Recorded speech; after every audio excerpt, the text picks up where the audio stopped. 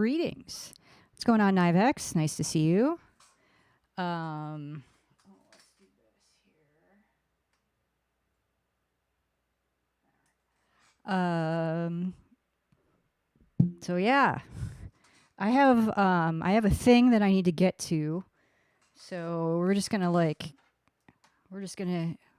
gonna do this for a couple hours, and then I'm gonna go get on my bike and go to my thing.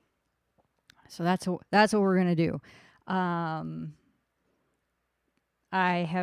tried to get my text expander Espanso going on this Linux box I have over here, right here, and that is not working. I think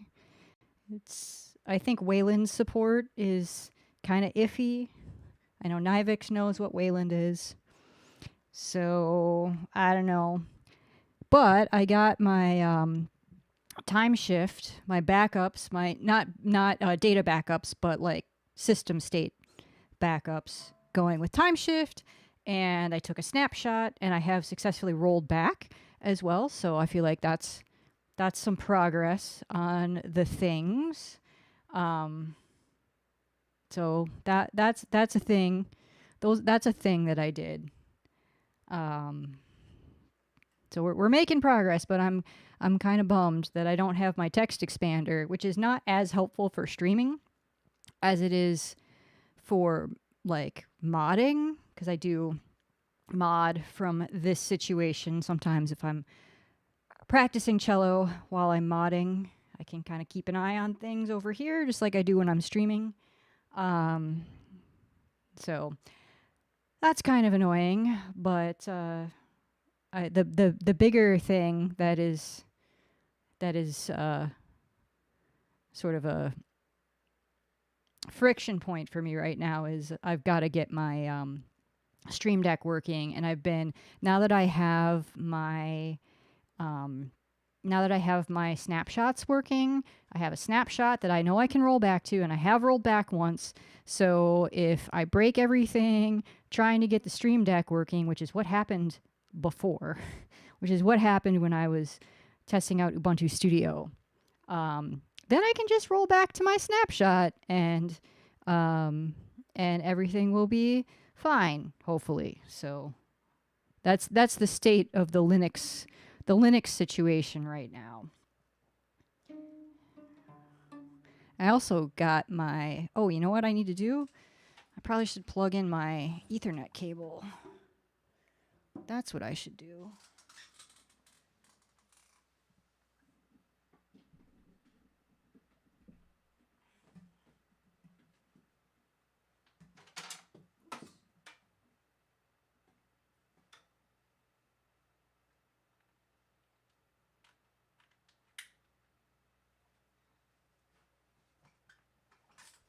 Forgot to do that last stream, and I think things were fine. I did watch the video, but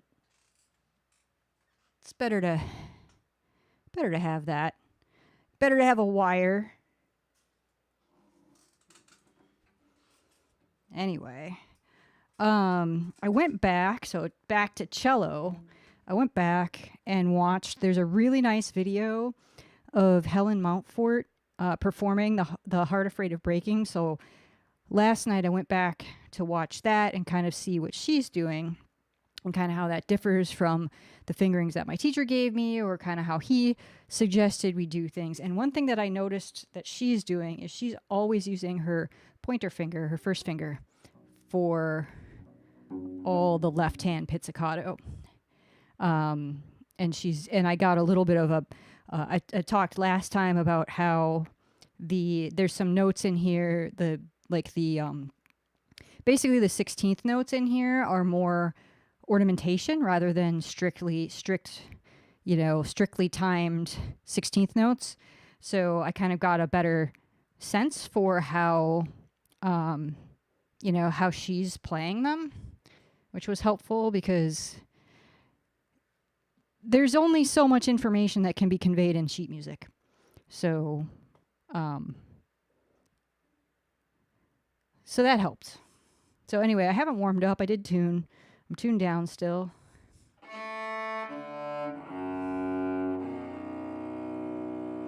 So we're going to jump into the Heart Afraid of Breaking a little bit, and then I'm going to go work on some of the How the Wind Blew, and I learned some new things with How the Wind Blew. I figured some stuff out. I haven't had a lesson. We've taken a couple weeks off of lessons for the end of the semester. My teacher, he had some time off planned, so we're kind of in between.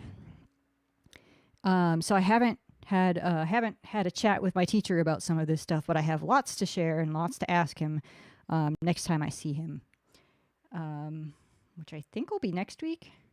Yeah, I think it'll be next week. Anyway. So what I'm going to do, I'm going to just work on this first part to kind of help me warm up, and work on the ornamentation kind of in this first phrase, and then we'll go from there.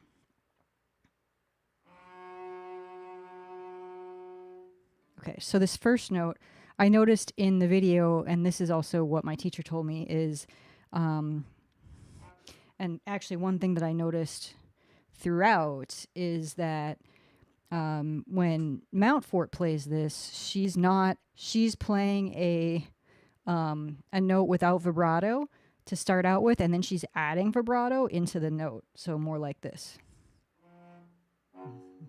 Let's find that note.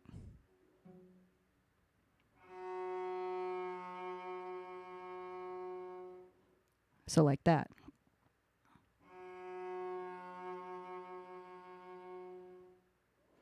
And I notice also when she's got the left hand pizzicato, she's also kind of waiting to vibrate sometimes until she plays the left hand pizzicato, and then she'll throw in vibrato on the note that she's holding.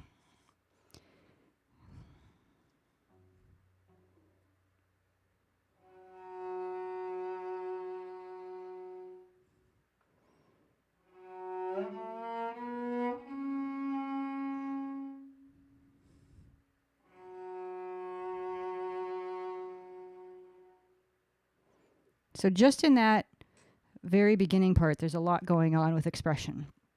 So we've got, like I mentioned, the first note and how you vibrate, and it says expressivo, so very expressive. It also says very tender.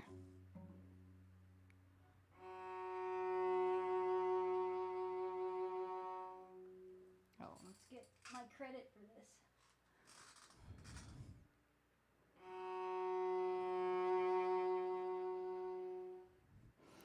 And also, one thing my teacher noted is I probably could play this a little flautendo.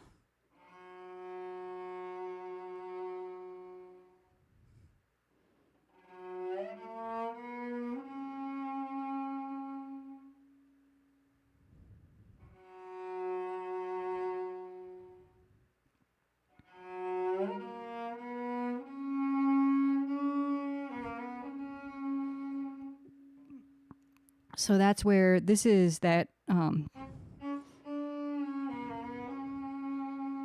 that's the first place where we see 16th notes, and it's actually written, there's 6 notes together, and it's written with a 5, and she kind of holds, there's a line, I forget what the line, there's like a line above the high note there. So it's an accent. But it's more of like a legato accent.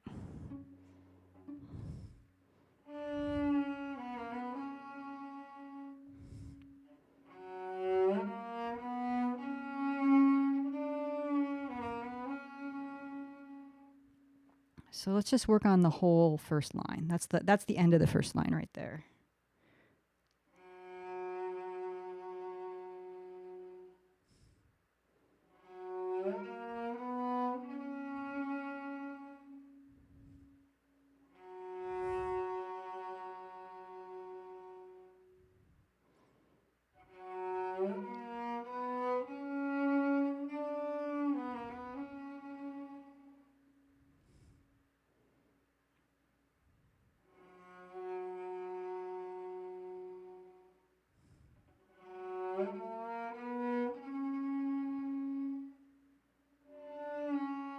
Wait a minute.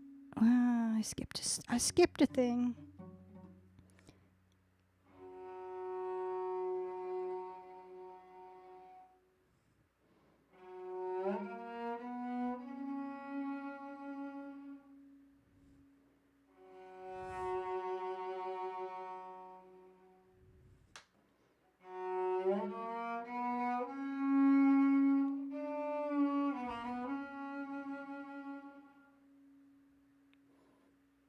Nivek says something different with the cello mic. Level sounds low. Yeah, I don't know.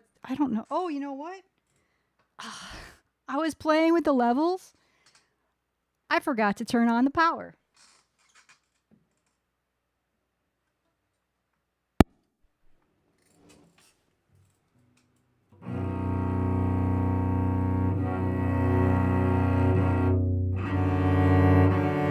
Is that better? Should be better. I'm just going to make sure I don't blow your ears out here. Yeah, that should be better. Let's just scooch this guy down a little bit there. Is that, let's see. How's that? Can you still hear me talking? Okay, that's not peaking.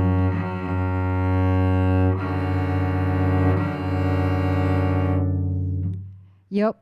Yeah, this mic was picking up things. Thank you for letting me know. I was like, why is this different? And I was fiddling with the mixer, and then yeah, phantom power. Very helpful for a condenser mic.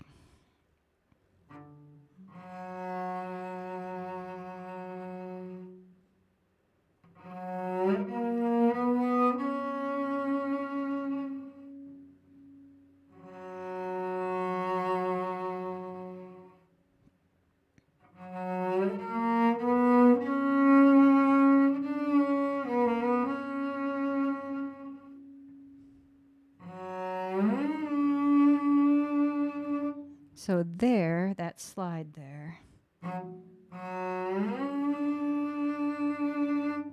I need to shift so that with my finger kind of on the side. So I can get a really nice big vibrato there.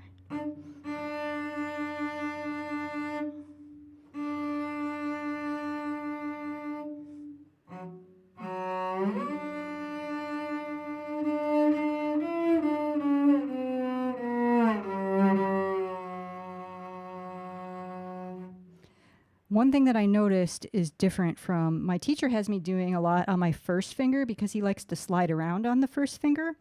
But when I watched Helen Mountfort play, she's using her second finger on a lot of this stuff. And she's actually what in the version that I watched, she is at the very beginning adding the left hand pizzicato, but it's not written in until later. So I'm just going to play what's written.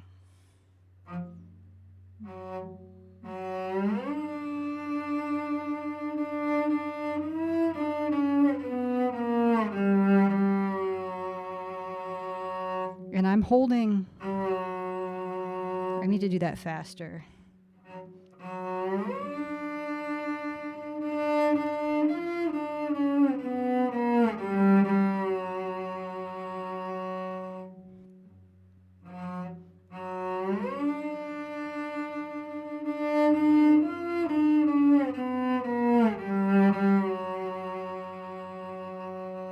So there's a crescendo and a decrescendo in that section, those two measures that I just played.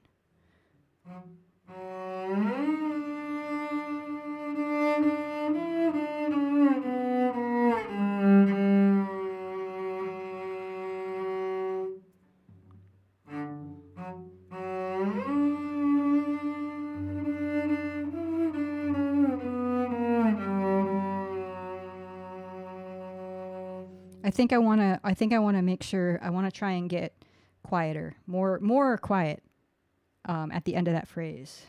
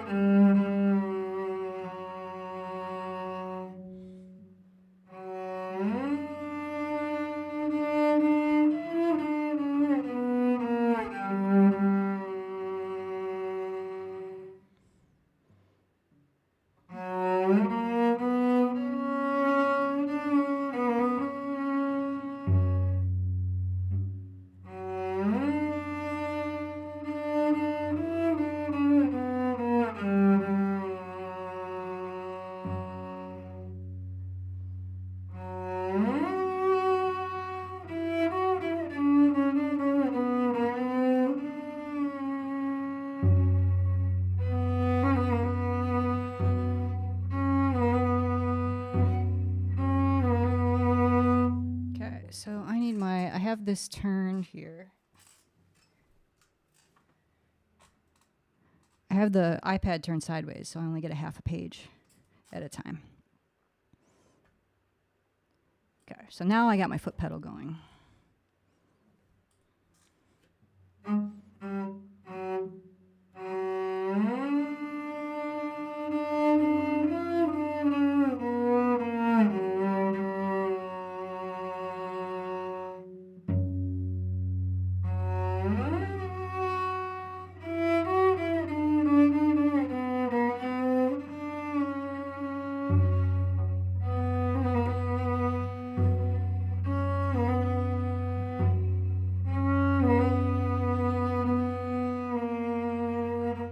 See, and here, so this is where these are all 16th notes, like this part.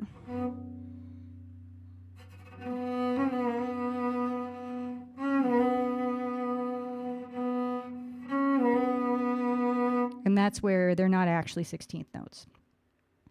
They're not an even, they shouldn't be played super evenly. I mean, it does say molto rubato in the instructions, but yeah.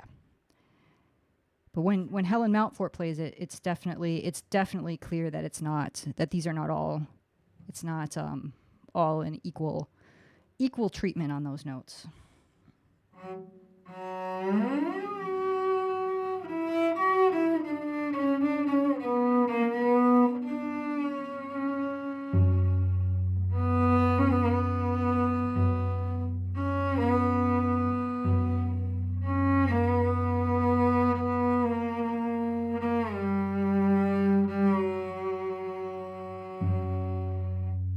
So let's go back a little bit here.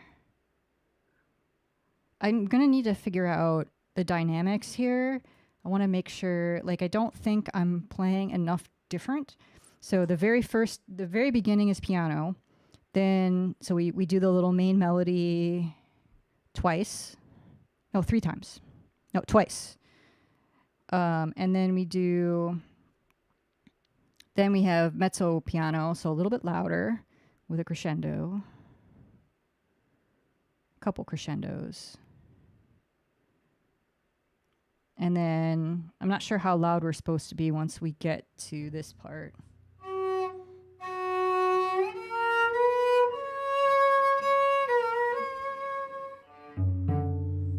There.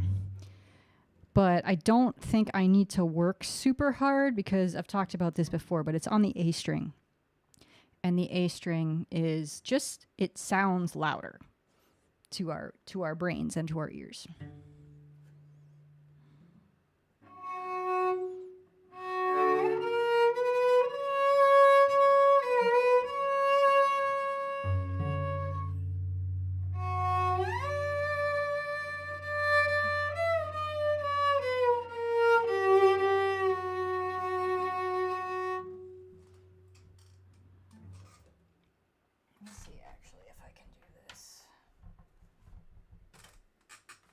Oh, I can do that without it being in the shot. Excellent. Excellent. So we're going to do this.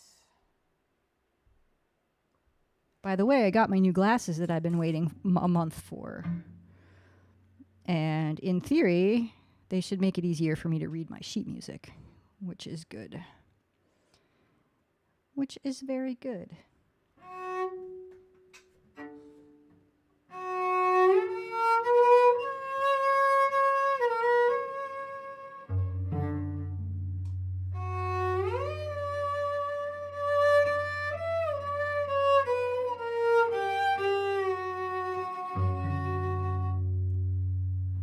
I want to try and make that specifically that note not sound like it just drops, not like it just ends, like I'm I don't know, the coyote running into a wall. Running into the wall that the Roadrunner has so carefully painted that looks like a tunnel but is not. That's what's happening here right now.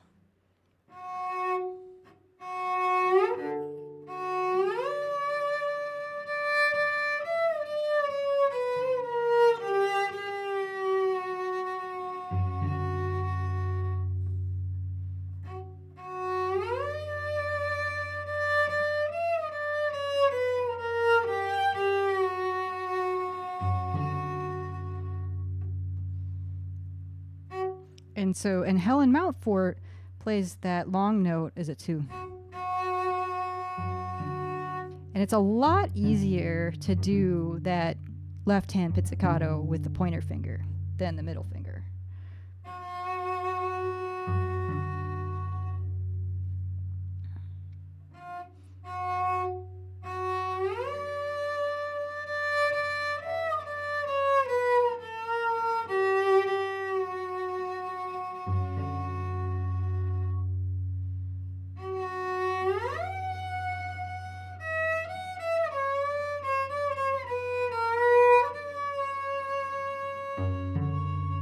So that needs some intonation help. So let's work on that.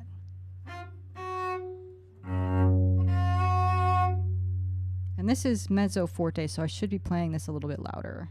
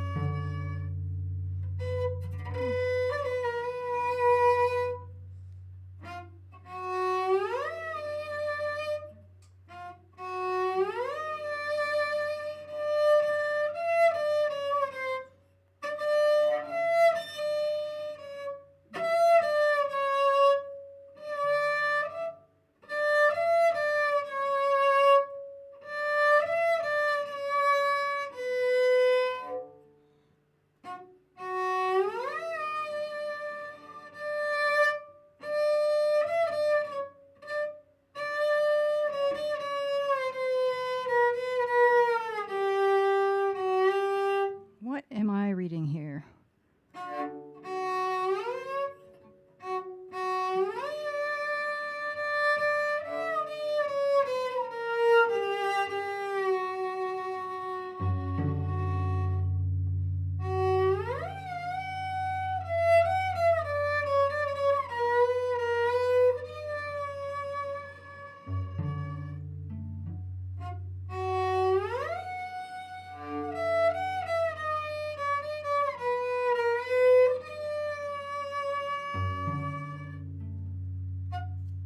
This is really important, at least to get the F sharps in tuned, because we have the drone.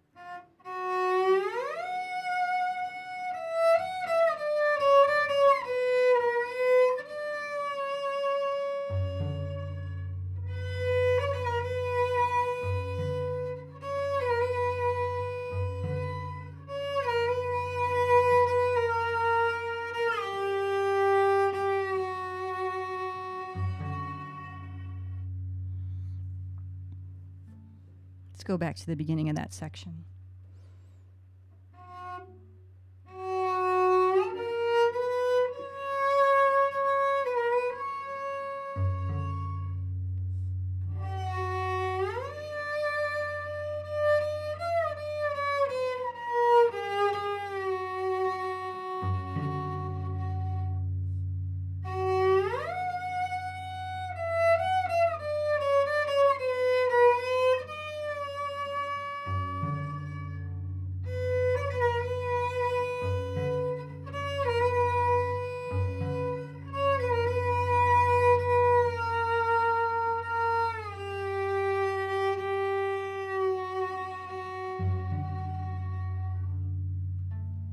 So I did that with my second finger instead of my first finger, and it's definitely a lot easier to do the left-hand pizzicatos.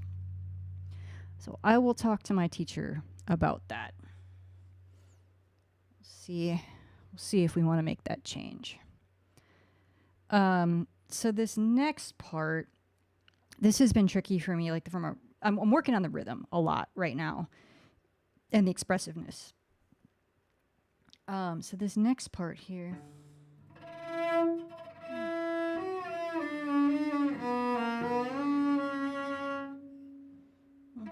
This is quieter again, so it probably should be a little bit flautendo.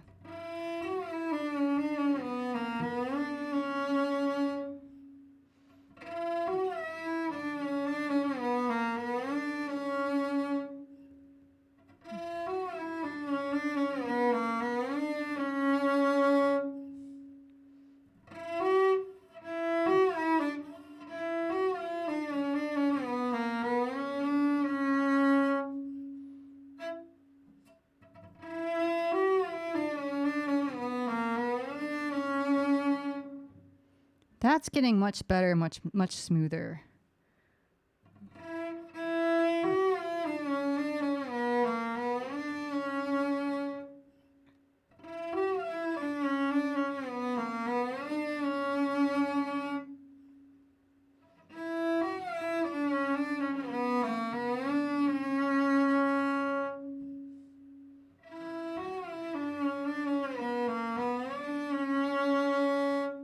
Hey, Matt. What's going on?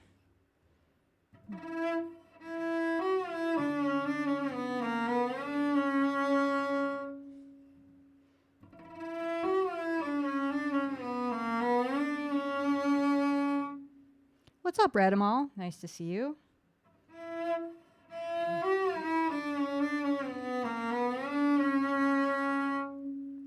Let's put that together with the previous section. Where's a good spot to dive in there? Oh, way back. Maybe actually on here. Are you a down bow or are you an up bow, though?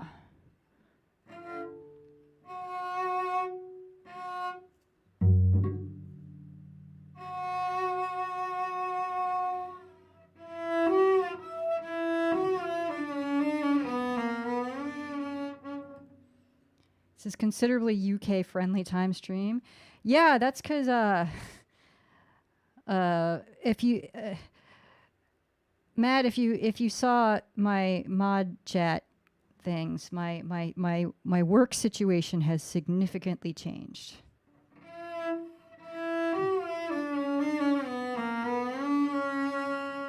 So let's start here. And I think this is a down bow.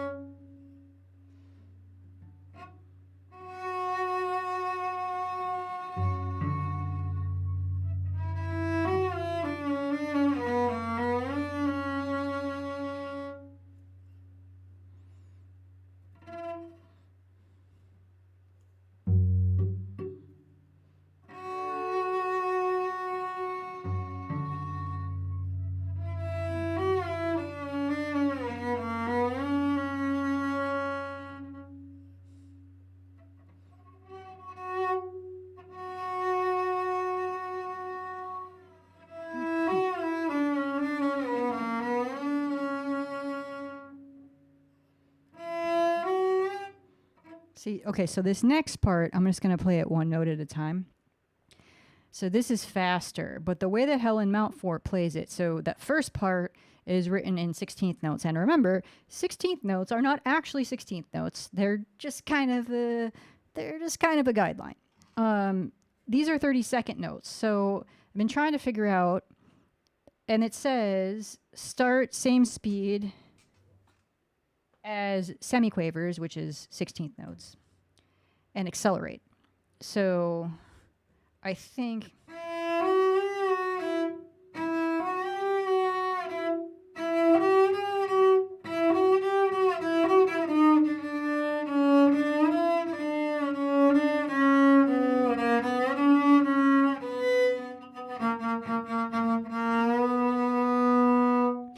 And so she plays, what I think she plays actually is she plays a second finger.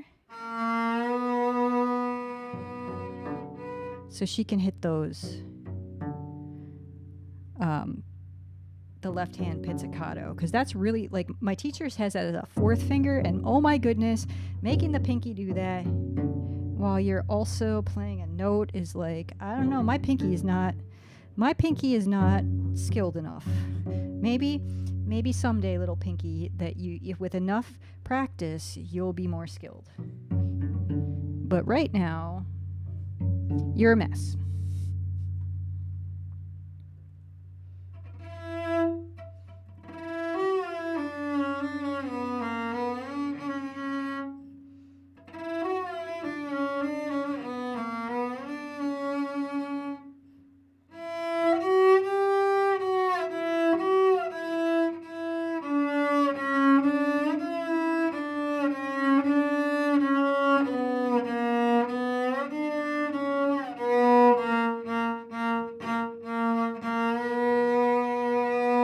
So those are the notes, but that's not how we play them. There's slurs, there's all kinds of stuff going on here.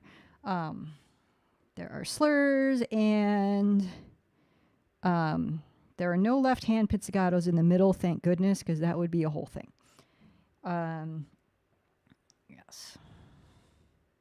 So, but thinking about how to practice this, I think it's probably good to just practice it straight up like their 16th notes, and then work on being able to accelerate once I've got the notes down and then the bowing down, because I feel like I'm hesitating a little bit, so I clearly don't have the notes down. So let's do like 5 notes at a time with separate bows.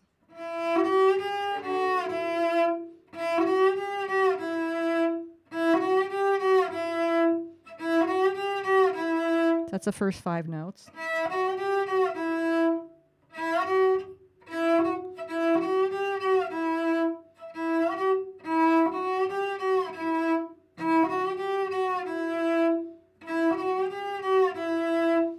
Then we go.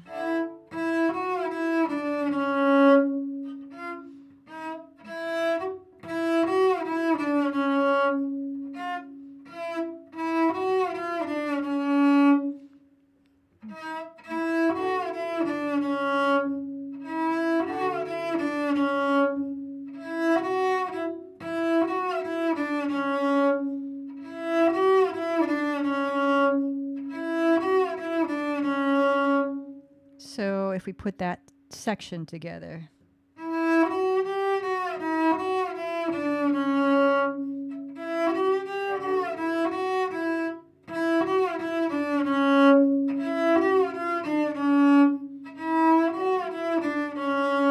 And the fingerings my teacher gave me are absolutely for musicality and where he wants a little glissando to be, versus what you might think is logical or what would be normal for a cellist. So that makes it a little bit more tricky to learn too, because it's like kind of counterintuitive.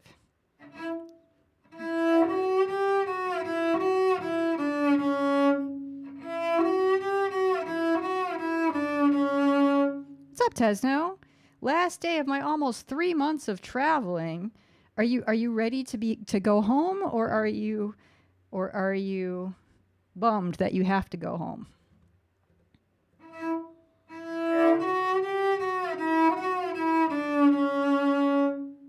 Shade, what's up? Nice to see you.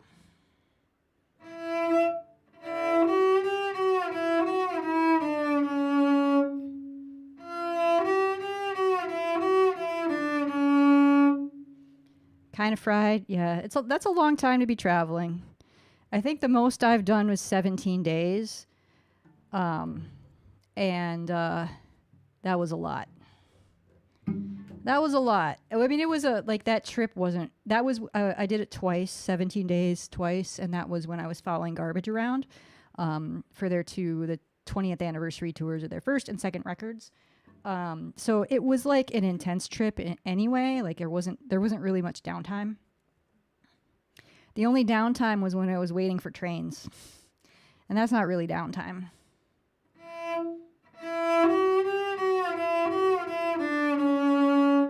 Okay, so let's try that all slurred. And I got to make sure to not use up my bow because there's still 2 more notes after that that are a part of the slur.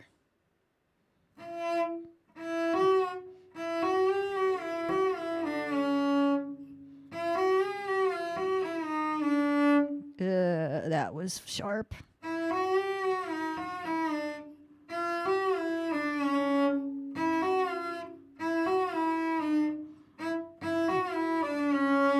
Need to stay extended.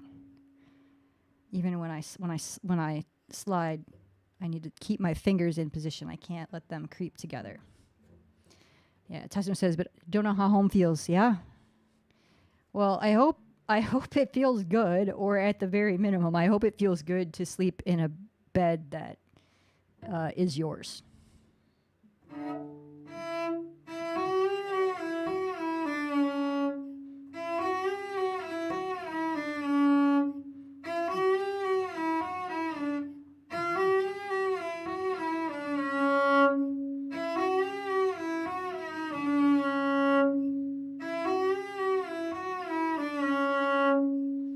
What's up, Kingdom?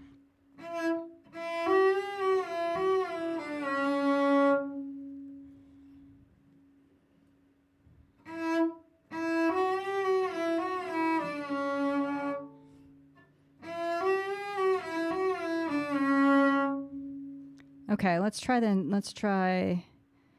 next few notes here.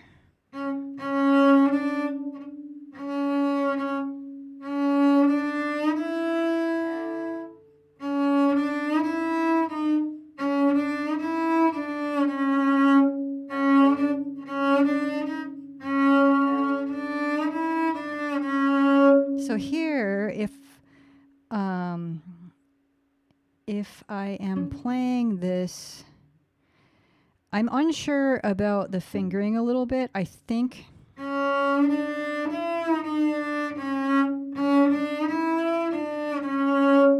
that's the intent, and if that's the intent, then we go, it doesn't matter. Either way, we go from extended to regular. These are my new glasses, and I did get them readjusted today, and they're still a little tight, but we're going to see how I feel. They might loosen up a little bit too, but we'll see how they feel after having worn them all day. Because like yesterday I had to switch to my old glasses because I was just like, oh, I cannot, because they were like pulling. They're kids' glasses because I have a small head, but I'm kind of like on the on the edge of where I can wear kids' glasses. So these things, they're a little short. Like they fit good this way, side this way, but they're a little short going back. So there's a little bit less to play with adjustment wise.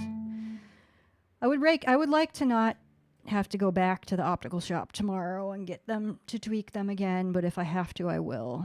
But it's just a little they were, from my old place, they were a lot more convenient, and now I have to go past my old place to get to the optical shop, which is kind of annoying.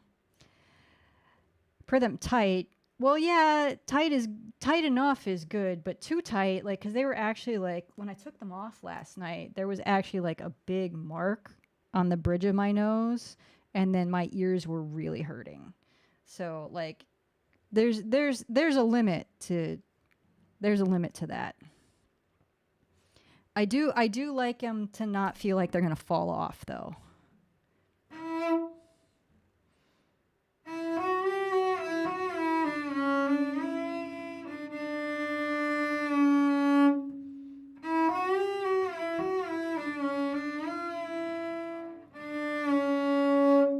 So that's actually not bad with the bowing. There is a limit, yeah. For sure.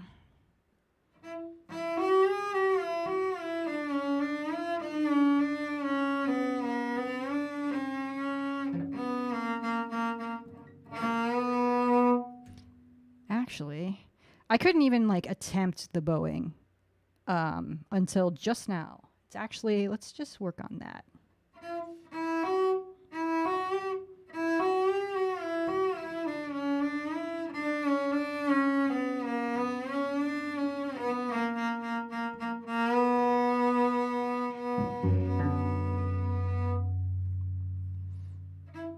So that's at like normal speed, but this second part I should be accelerating. I'm not even trying to accelerate yet. I want to get this down first, and then we can worry about the accelerating.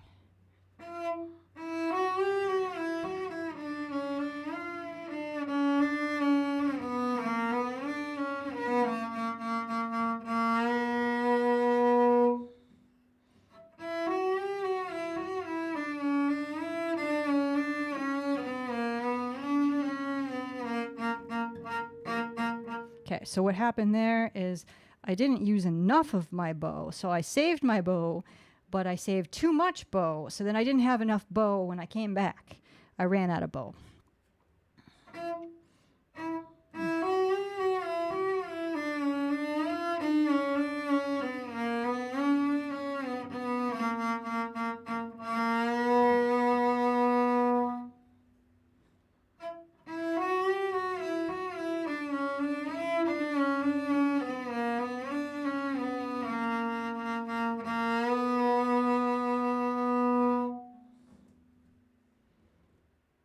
This is a good progress on this section.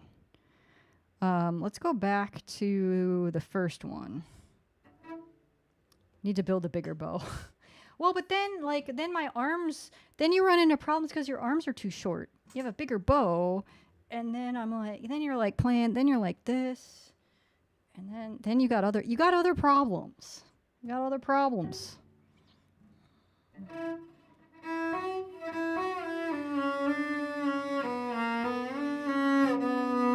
Oops.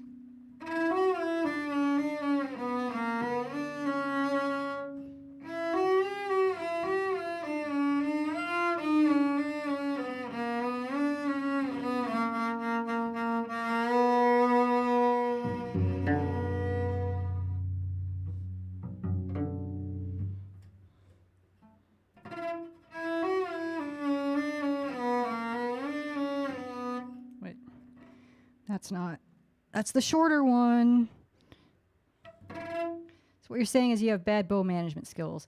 I mean, just generally, it's a whole thing. Like, bow management is just a thing that you have to be constantly working on, because not only do you have to save enough bow or like use the right amount of bow to get the sound that you're going for and play the notes in the way that they're meant to be played, but you also, as demonstrated here, you also have to have the right amount of, you have to start in the right part of the bow for the next thing that you're going to play. So it's kind of like a lifelong whole thing. You know, it's not you figure out your bow management and you're good forever. It's like, well, it's a constant work in progress. Let's see. Shade on YouTube says it seems the strange exotic scales are made for cello.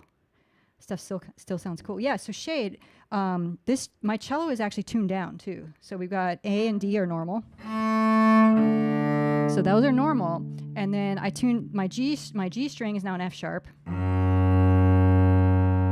And my C string is now a B.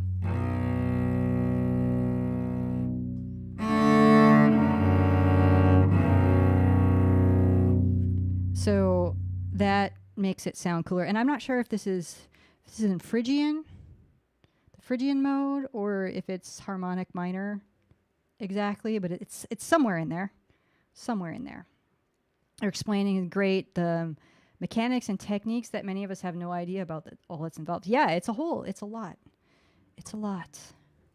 There's a lot to be thinking about as you're playing a bowed string instrument. Not that there isn't for other instruments. I can just only speak to bowed or plucked strings because that's what I play. But there's a lot that goes into planning ahead, perhaps more so than other instruments. Because you're planning ahead with the bow and you're planning ahead with your fingers, and like where are you putting what's the best way to use your fingers in one section that makes it easy to get to, like puts you in position for the next thing in a way that makes sense.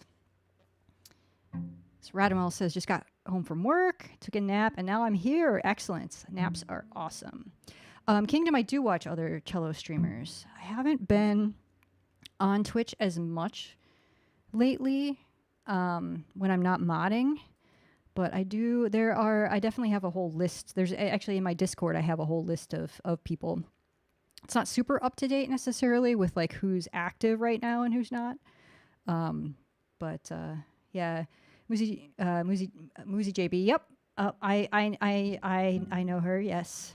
She's a very good player. Very good. Okay, what were we doing? What were we doing here? I don't remember what we were doing here.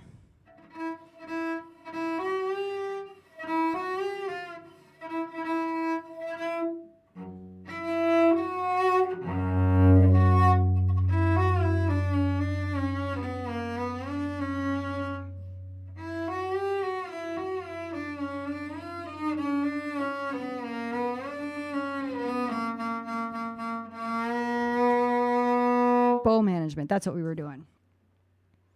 See, Shade says, I'm just relaxing now, so I'm visiting and listening. Carry on. Carry on, Maestro. All right, well, it's good to have you here. Enjoy.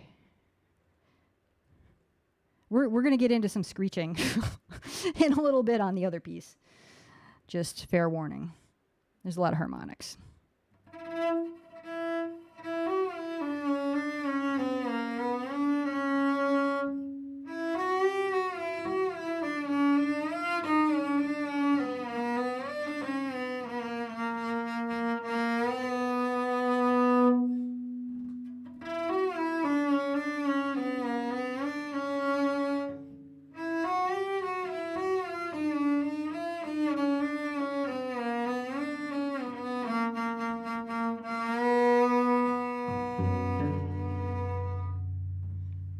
That's getting way better. I'm pleased with the progress on that section.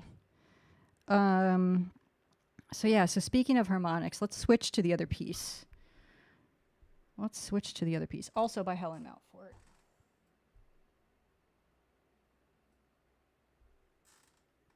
Do that.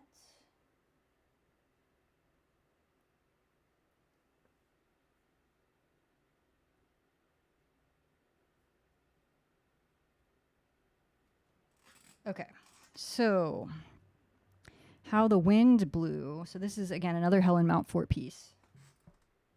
And it's a percussive piece, so there's a lot of harmonics. I've been working really hard on my bow here because it should be like the beginning. It should be like this.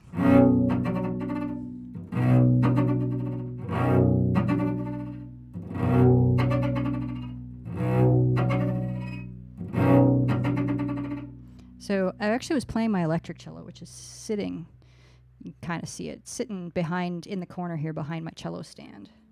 And it makes you, so I should be, my teacher explains, you should be playing like, kind of like you're a dog on hind legs, like doing the whole beg thing, like that.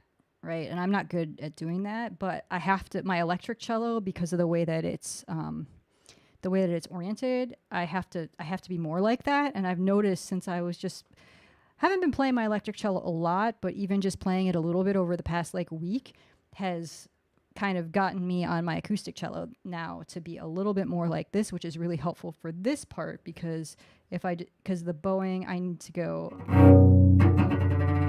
to come in from above.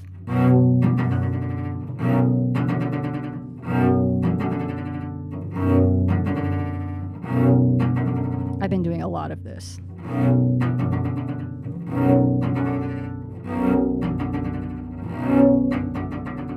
So, and getting it so the bow doesn't like bounce too much. It's got to bounce just right.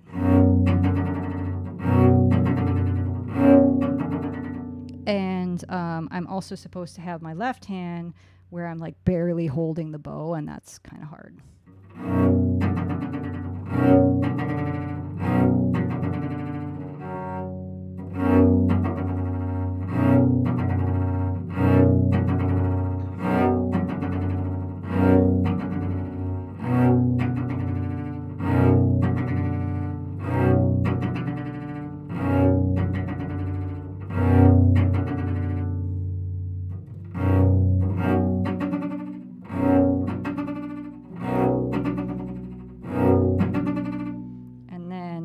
I'm not sure how the bowing should be here. It's supposed to be, I'm not sure how bounce it's supposed to be. I'm not exactly sure what I'm supposed to be doing, but the notes are.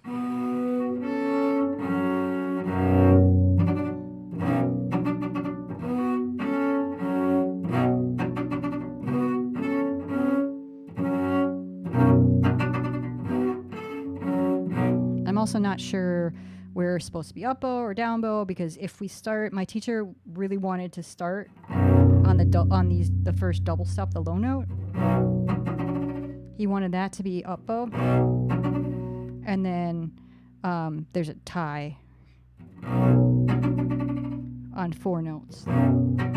So those are all supposed to be down bow, but then we've got, if that's down bow, and we do up, down, up, which is standard. Now we want to play a down. You're in the position to play a down bow there, and that's not what we want. We want that to be an up bow. So I'm not sure where to do. I was messing around with like, where do I do? Like, do I do an up up or a down down somewhere else? I don't know the answer.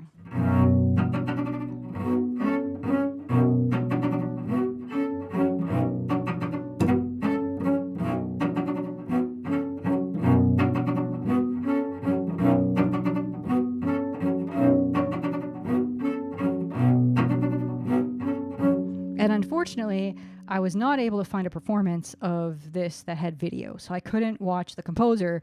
I couldn't watch what the composer is doing. So so I need to ask my teacher at my next lesson. So that's the beginning. And so there's a lot of loops. That's a 4-bar loop, and then we go.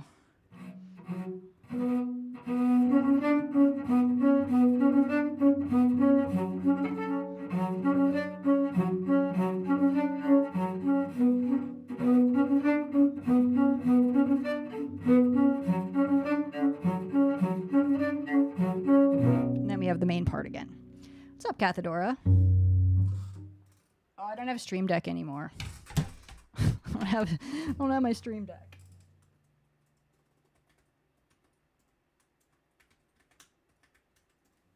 Everybody go follow Cathedora. You're probably already following them, but if you're not, you should. And Shade, actually, I need to get a command for YouTube.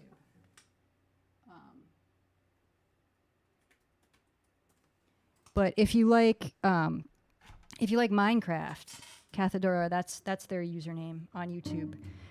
They stream Minecraft in the mornings. See, so advanced bowing ideas, produces unique sound, beats, etc. Yeah, so this is a modern piece. So Helen Mountfort is still around and performing and composing, and so that's really fun. But what I really like about learning these pieces is that there's this modern, like the one thing that I'm working on and why I have my electric cello out is I'm working on looping improvisation, and at some point I will start doing that on stream, but I want to get a little bit more practice under my belt first before I start doing that on stream. But I want to be able to use these different techniques for loops, because it's like pretty useful. Like if you watch like Unwoman, who's she has the same cello as I do, but she's got a 5-string electric cello. If you watch her loop, she does a lot of percussive, that kind of thing, in her loops for like the rhythm parts of her loops, and does some and a lot of double stops, right? So I think that these pieces are helpful in doing these different techniques that are a little bit more.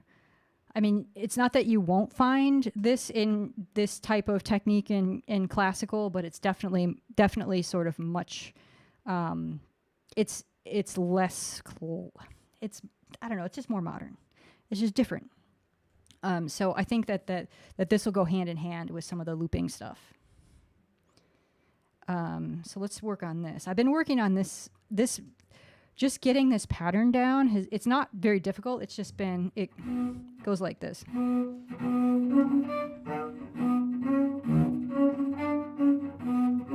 And what was throwing me off was The first time you play that D. That's a D. Where are you? The first time you play it with a 1, and the second time in the pattern you play it with a 3. This is my teacher's fingerings. Well, there you are.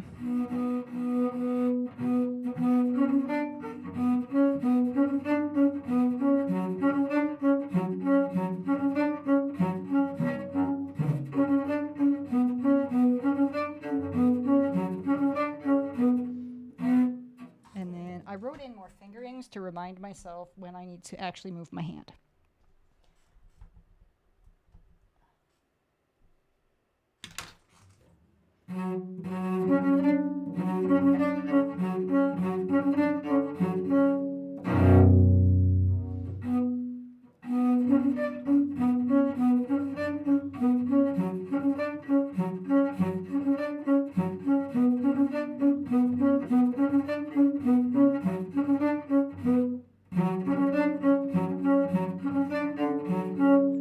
I want to shift where there is no shift, and I'm making it harder on myself. Making it much harder on myself.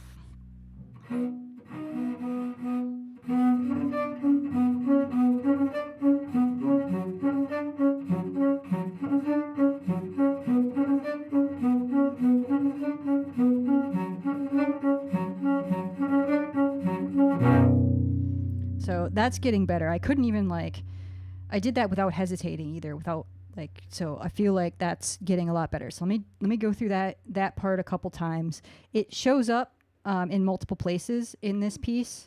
So it's good to make sure I have that down.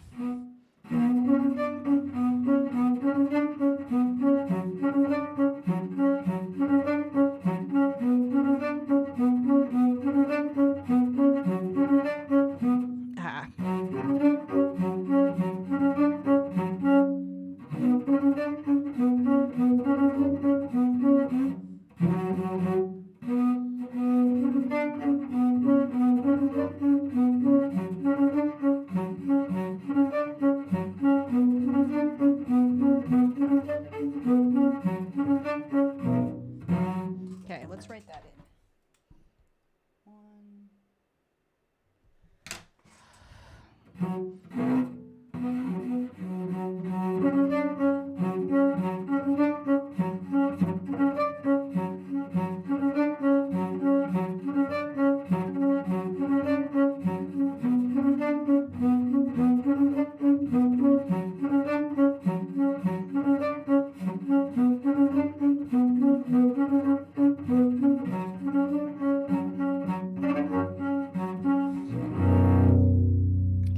Getting better. Definitely getting better.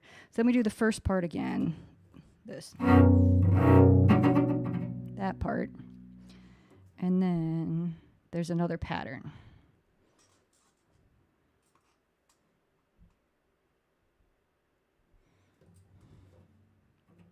And I wrote in a lot of fingerings yesterday.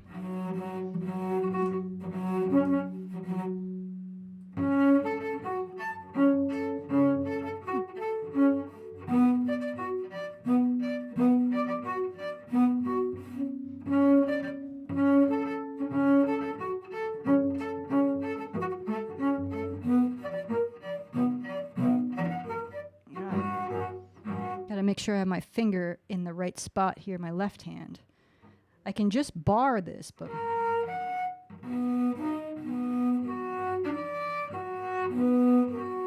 so that's where it should be.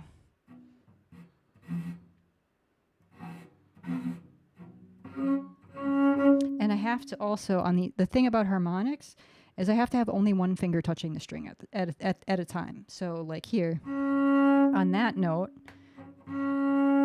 I can even do this. What's up, DJ Vegan in Black? I can even lift my finger if I want. But if I have another finger down, it sounds like poop. It sounds like poop.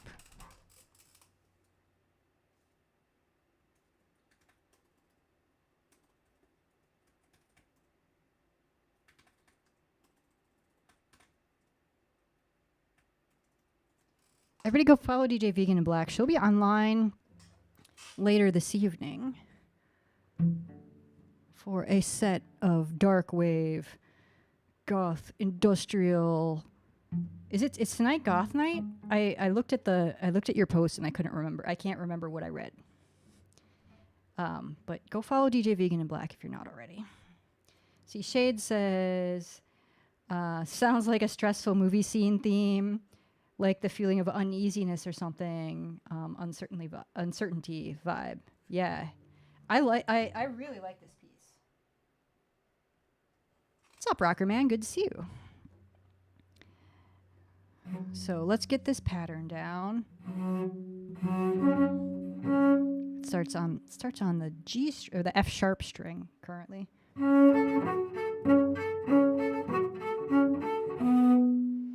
Just work on that part.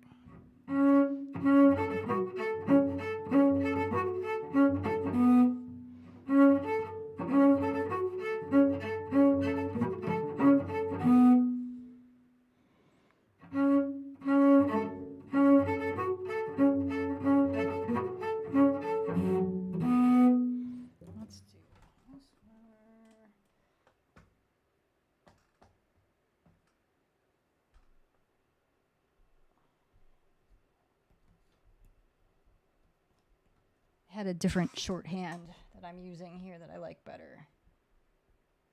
I'm going to change that shorthand. Okay.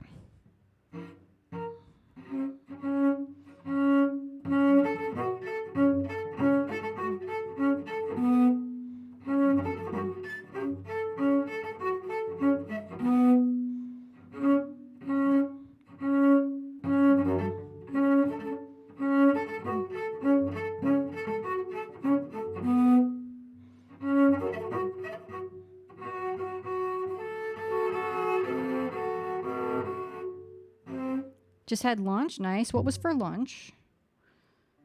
I had a sandwich with lots. Went to Costco yesterday and I bought a bunch of produce, and I live by myself, so I bought Costco size produce, and now I have to eat all the Costco size produce. I have to bring a veggie tray to a party on Saturday, so some of the stuff that I bought, which I normally wouldn't have bought at Costco, is going to go in Saturday's veggie tray. I'm going to cut up some peppers and and I'm not going to cut up some carrots, but I'm going to peppers, carrots, cherry, little grape tomatoes, put it in a veggie tray.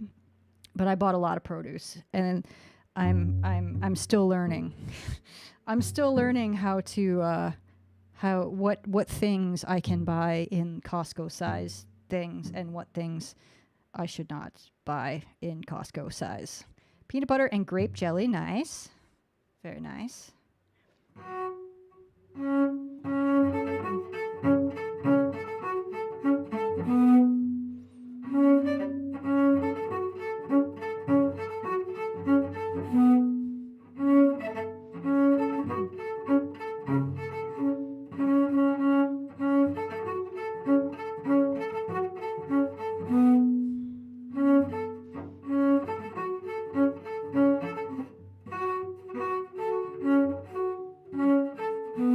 Slower.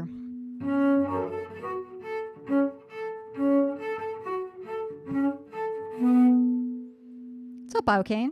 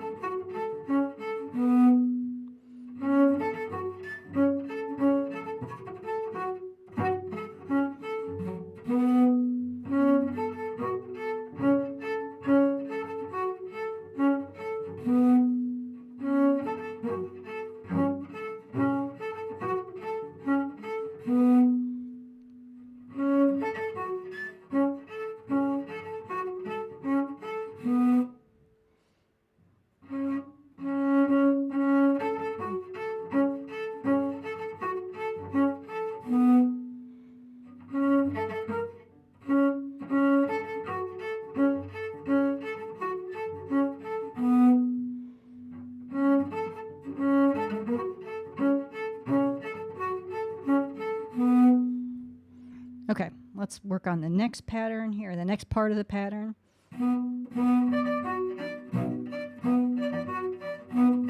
So that should be pretty easy as long as I remember that I can just keep my finger there and not worry about shifting or whatever.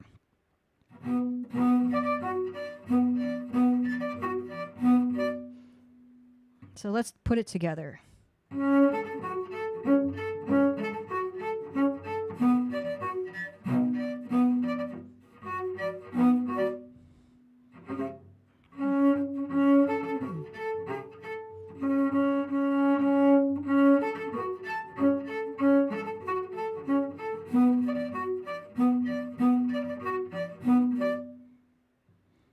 And then actually I should go to the next note,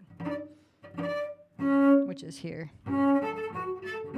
It just repeats again. So I suppose we could, let me just double check here. Yeah. So we do that pattern twice. So let's just keep looping that pattern for a little while.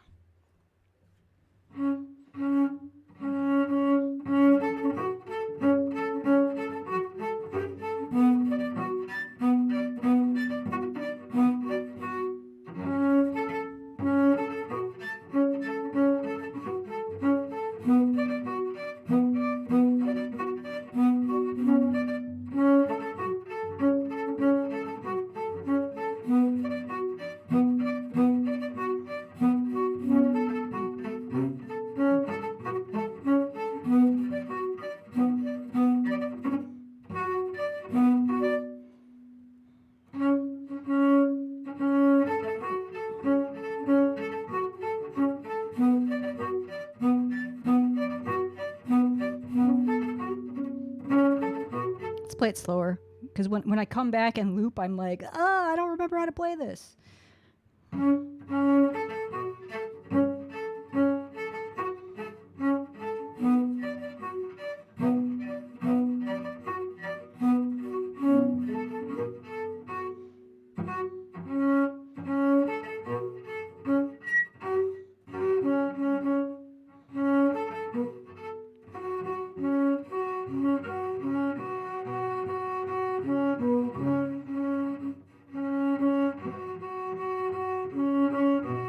It's weird. It's very weird to me also that if you watch,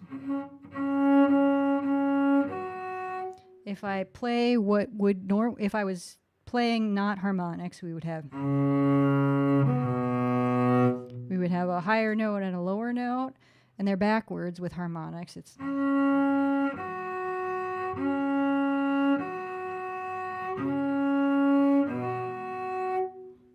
they're backwards because physics.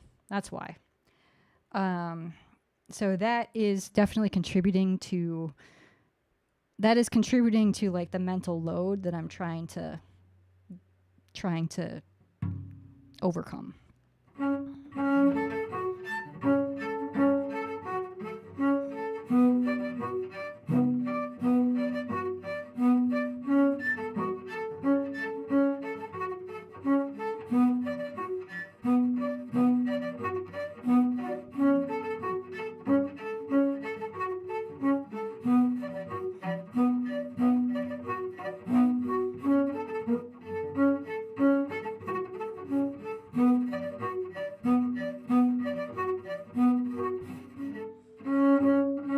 It. I had it, and then I lost it.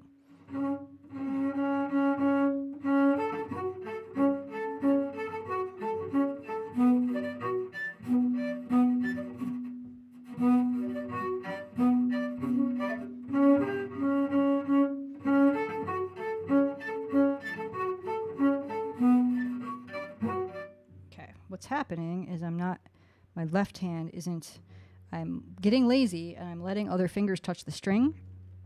And then that sounds like that.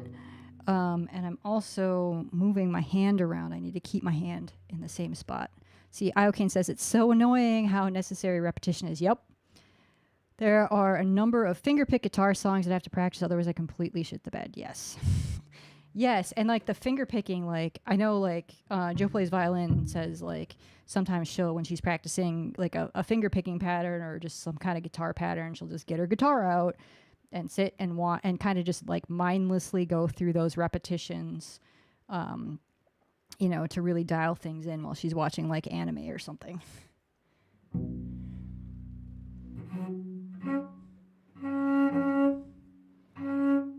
I mean, sometimes the repetition can be nice too. Like, because then you can, I don't know, I find it can be kind of centering. But also it's kind of, also sometimes it's annoying when you're like, oh, like I just want to like move on. I'm so bored with this part. But no, you need the repetition. But also you don't want to overdo the repetition. Like if you're making mistakes and like basically you can burn out. You can get too tired. So if you start making a lot of mistakes, you probably have burned out on that section. So you want to like do enough repetitions to where where you're getting things, where you're improving and you're making fewer mistakes. And if you start making more mistakes, you can you should slow things down, but also that might be, if you're starting to make more mistakes, maybe slow it down, get it perfect a couple of times, and then just like put it aside and come back to it later. Because you don't want to reinforce, like if you're tired, if you're fatigued, and you're just going to you're going to teach yourself how to play the mistakes, and that is not what we want. That is definitely not what we want.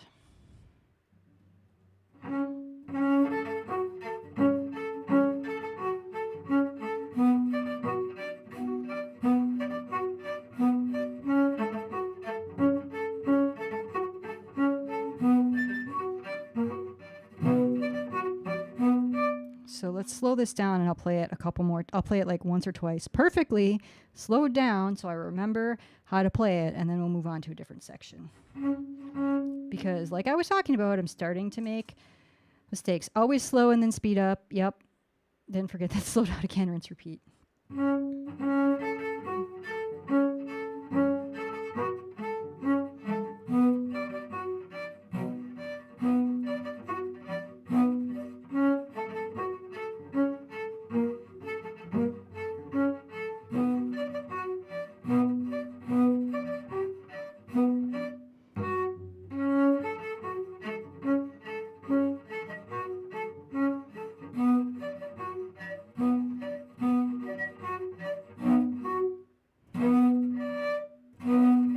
I played the right thing. I just had I was doing that.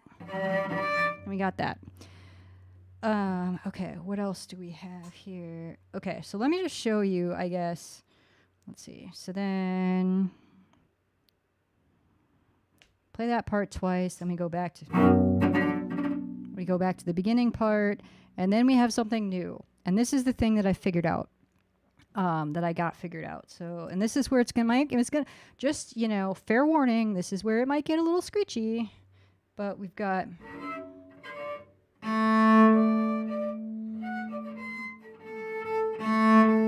so here is where we start.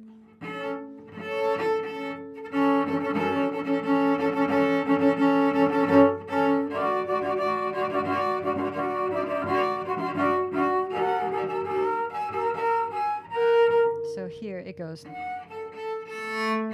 So the upper note is an A. We go to a D.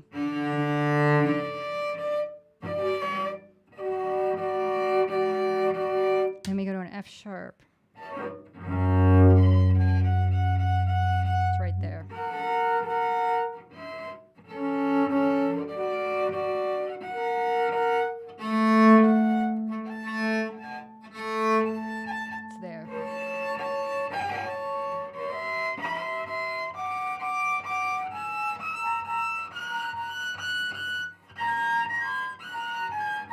And that the harmonics are so close together, and I'm touching the rosin here, and that really grosses me out.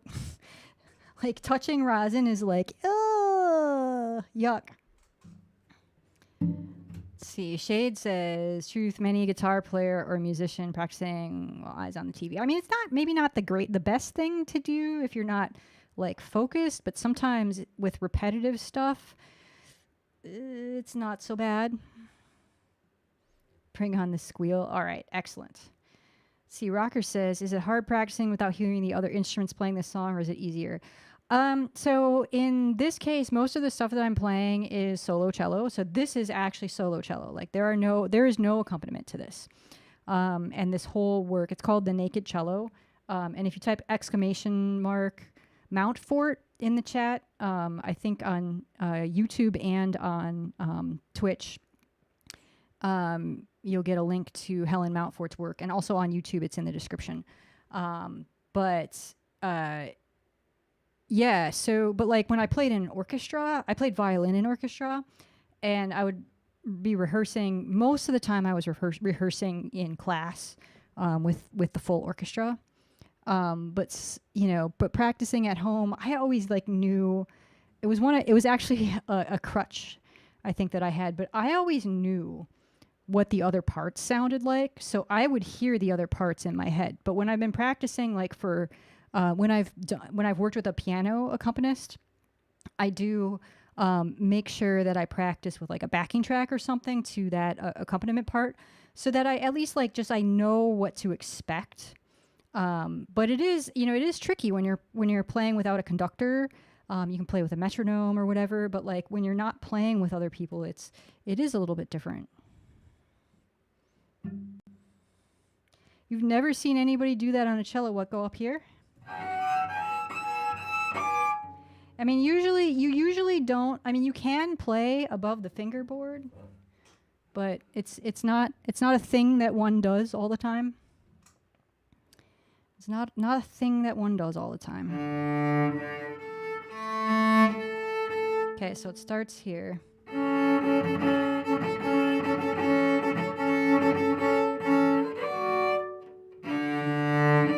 Okay, so I got that right.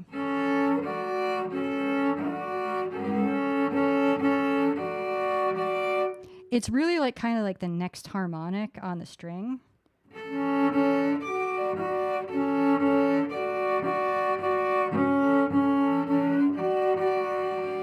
I mean, Shade says that's epic playing with an orchestra. I mean, this was in school, like.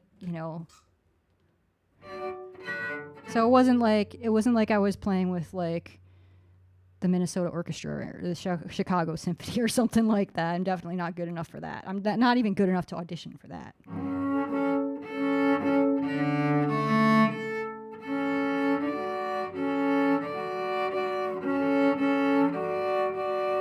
Okay, so that's that shift. That's pretty good. Those are really strong harmonics too. Like there's like the, if you will, the target is fairly big. So the next shift.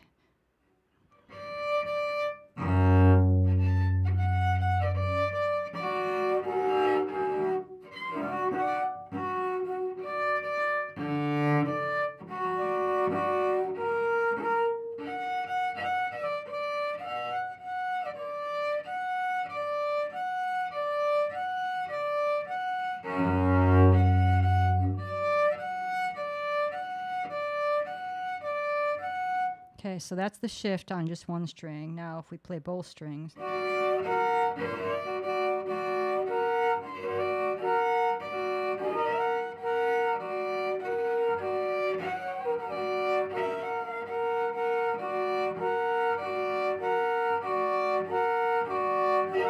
So if we go to the beginning of that part.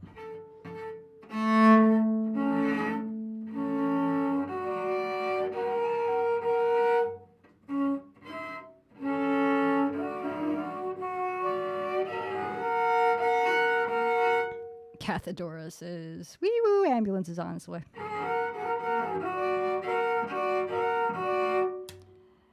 So I did a clinic, like a local video game jamming clinic leading up to VGM Con. And they asked all of us as part of the clinic, sort of thinking about like how does your instrument, how can you fit in with the ensemble? And in these jams, you just have a very limited, you have your chords and you have like the melody line to work from. And it's a simplified chart. So it's not like super precise. The charts are made to be read easily. So they're written for readability to like kind of get the gist of what you're playing. But anyway, they asked us to think about what is something that your instrument is like uniquely good at, or like uniquely qualified to do? And I on the cello, I thought about it for a minute, and there's a few things that I came up with, but ultimately I said sound design, because we can do stuff like, you know, we can make weird noises like this. We can do things like that. So that was my answer. Anyway, so that's what we're doing here.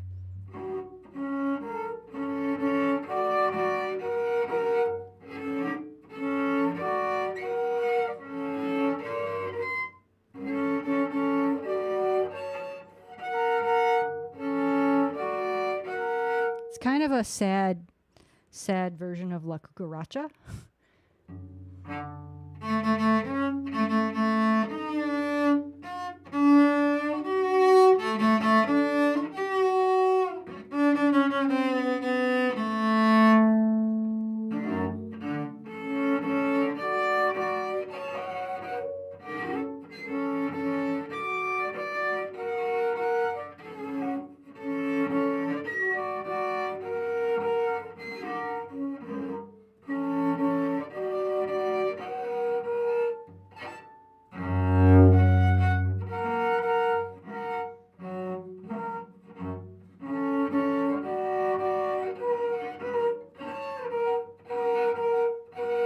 That one's trickier.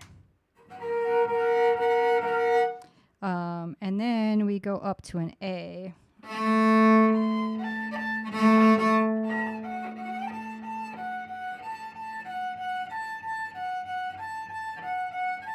It's not very far away.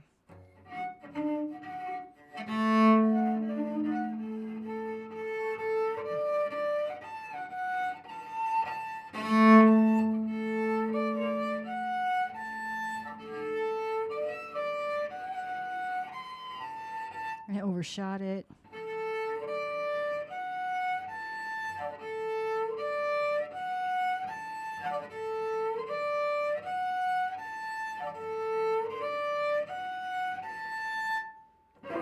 Okay, let's add the other string.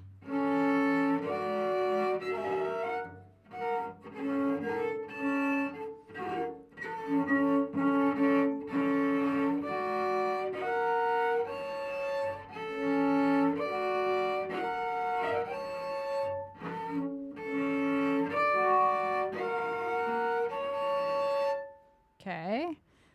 And then we have a D. Oh, wait. We have an A. So that's where we're going.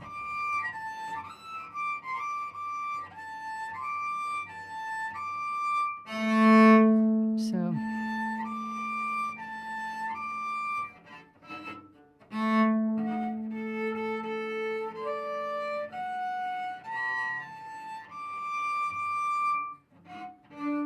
and then the lower string makes it weird.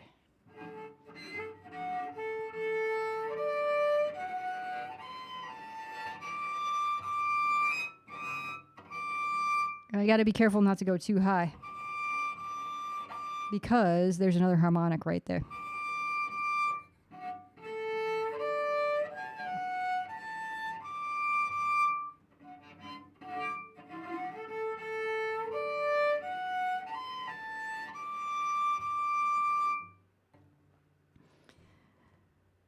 But that's not the end.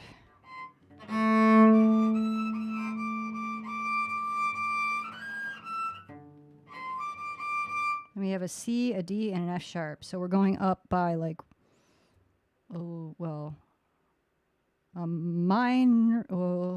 major third.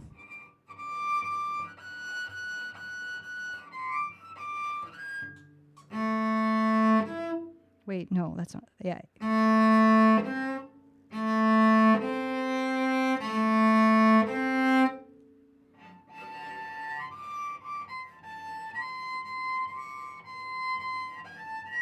It's so close.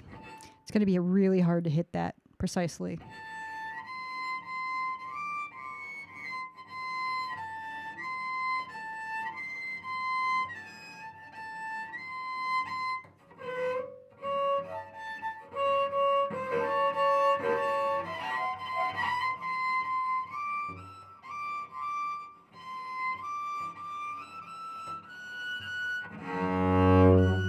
that's where we end. You can't even see, I mean, you can see where my thumb is, but you can't even see my bridge.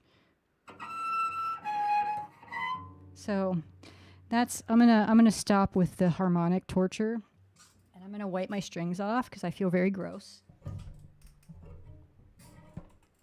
I don't like it. Also, there's like, there's oil on your hands, right? And I don't like getting the oil from my hands onto the part of the string where the bow touches. It's a thing. It's a thing. All right. So there's that section. But the cool thing, once we get all the way up to,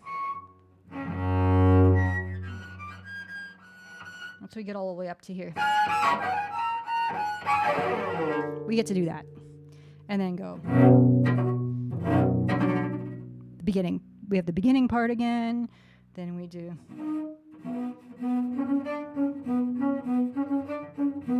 We do that again. And then we have this part. Have we done this yet?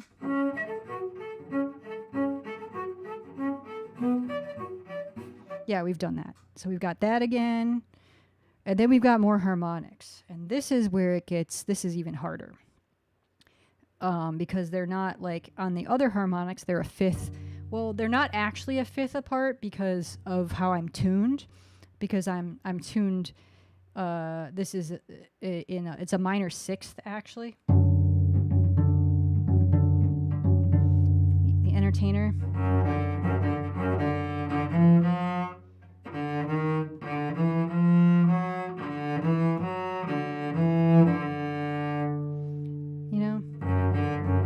That's a minor sixth. So anyway, but it looks, it's, if I was tuned normally, it would be a fifth, which is straight across the string. So now here, these harmonics are, I need to use my thumb and my third finger for this one. And my teacher has a different fingering than what is written in here that he thought was simpler. So I got to remember what this is. So on the D string, on the G string, we've got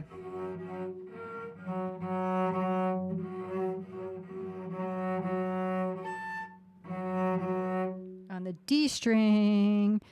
Okay, so this note is a G. It's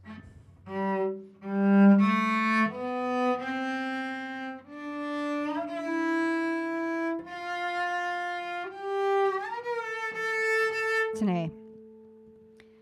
It is an A. So an A is here.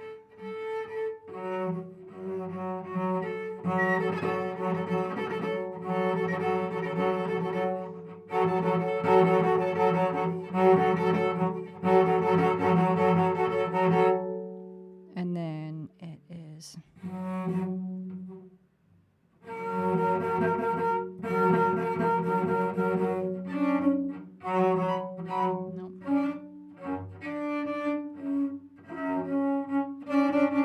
no, that's not it.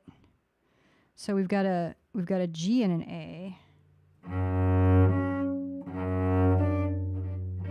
That's a D.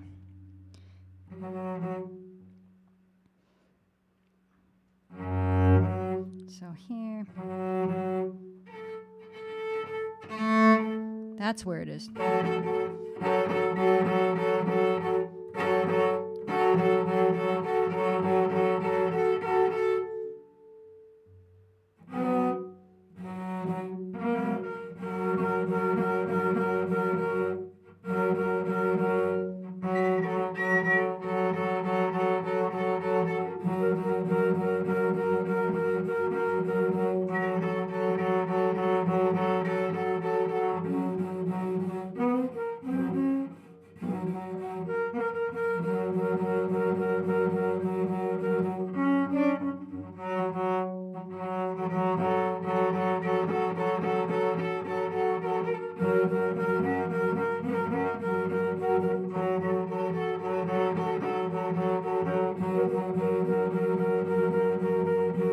So that's kind of hard to play.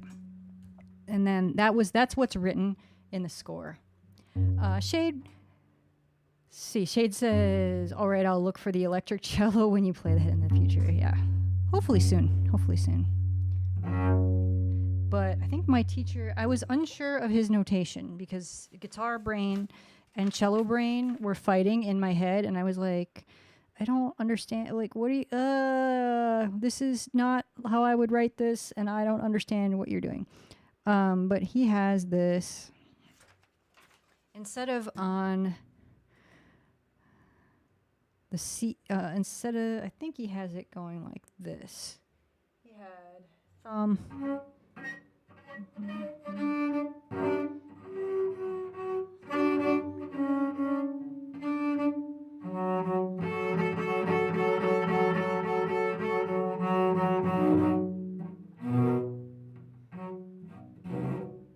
then he had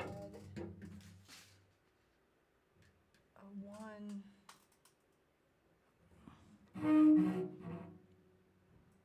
So that would be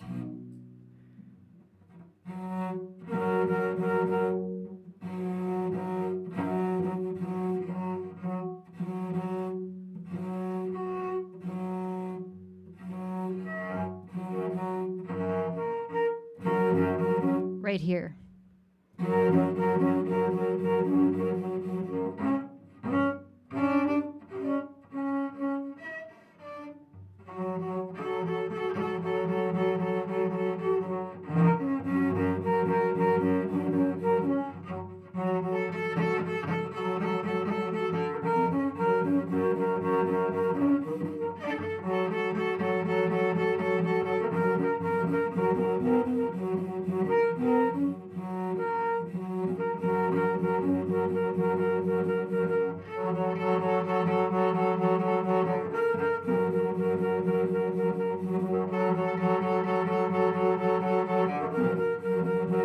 Yeah, I think that is a little bit easier to hit.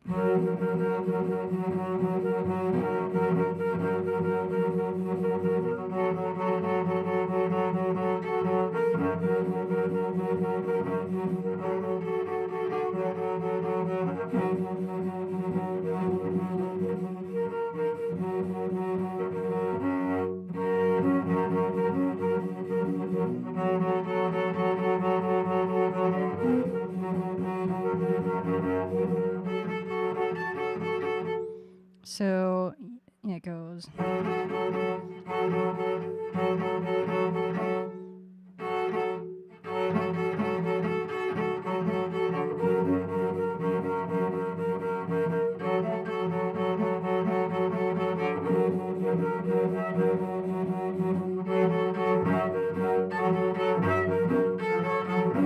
And then, oh wait, just goes. We do.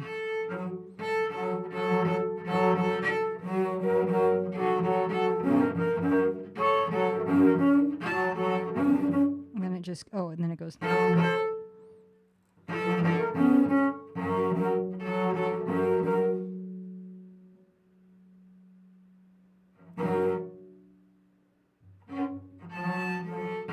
And then we go back to the beginning. We go back to the beginning part, and then then it ends. That's it. So I've got most. I don't have it down, but at least I've worked on all of the parts now on this piece. So I feel like it's coming together. But that last part was really the part that was kind of missing for me. And now I figured it out. I think I figured out what my teacher was talking about. I see how Helen Mountfort does it. My teacher was actually thinking about emailing her and being like, hey, this is what I'm telling my students to do. Anyway. So, yeah, I think that's good. What are we at time? We got a little time to work on some video game stuff. So I'm going to tune back up. Let's play. So here, let's play drop. Let's do that. Drop on Twitch. Unfortunately, Shade, you can watch, but it doesn't work on YouTube. Let's do that.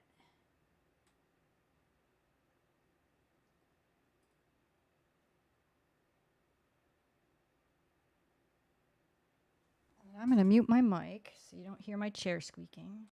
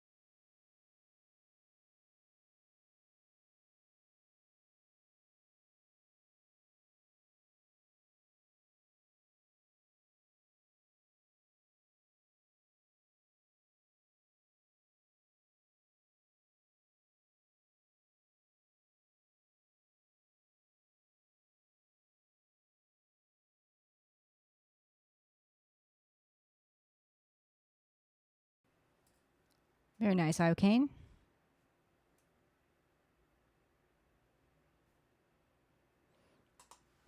Better luck next time, Matt. Better luck next time. Hi, Jove. Let's see.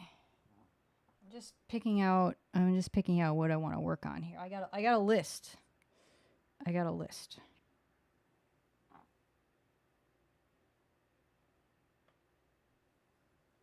Let's take a look at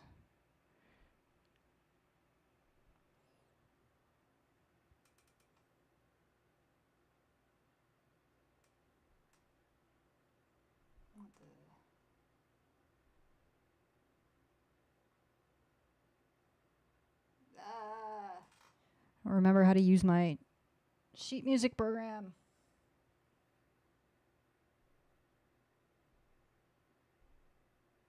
Okay, that's what we want.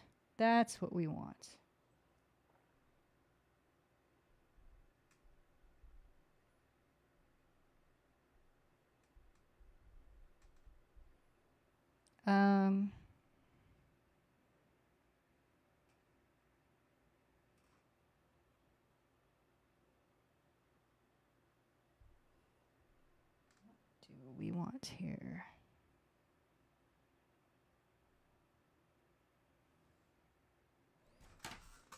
All right, let's work on this, I guess. I haven't looked at it before. There's no markings on it. All right, let's do... Oh, look, it reset itself. I was wondering, when I was modding, I was wondering about that. Because, like, I know I didn't, like, I wasn't sure if the streamer had changed up the, like, settings when she did something. Or if it was, like... I don't know, but I guess it does. It resets after a period of time. Oh, Matt. Oh, I thought that was going to be a bullseye.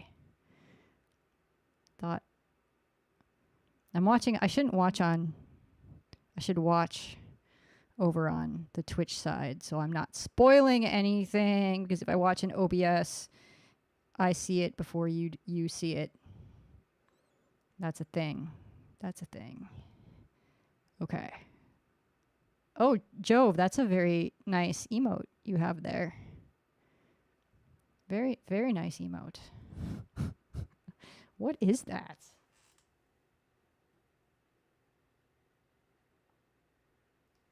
Oh, it's a poop with, yeah.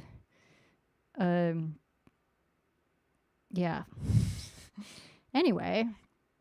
All right, well, Matt wins.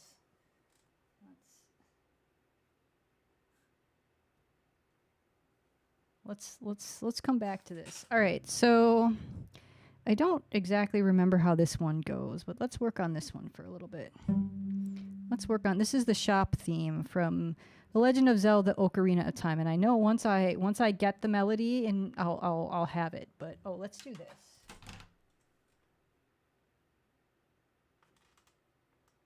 And I'm not gonna bother putting which song this is because I don't have them all entered in the song list, and it's the whole thing. I mean, I guess I could. Let's do... This is supposed to be 140. I have my metronome set at 80.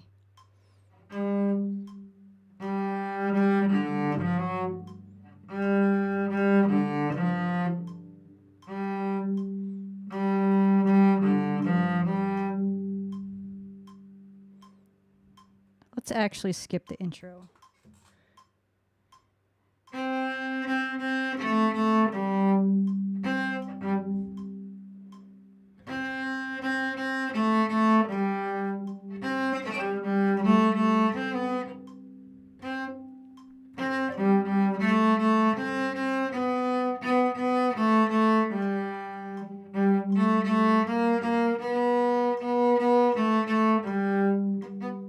So that's, yes, I recall what this is. Okay, we can turn that off now.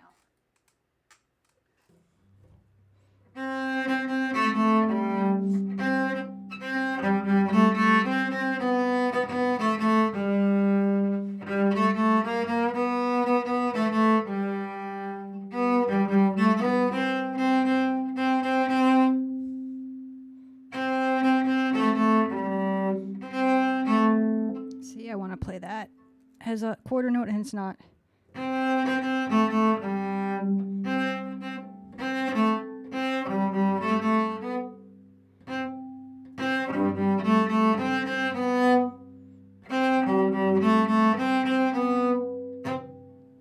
See, 140 would be what? Let's just see.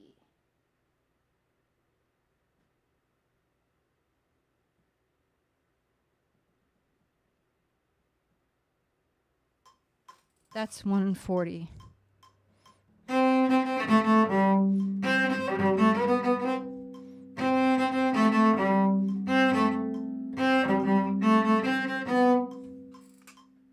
not going to play it that fast.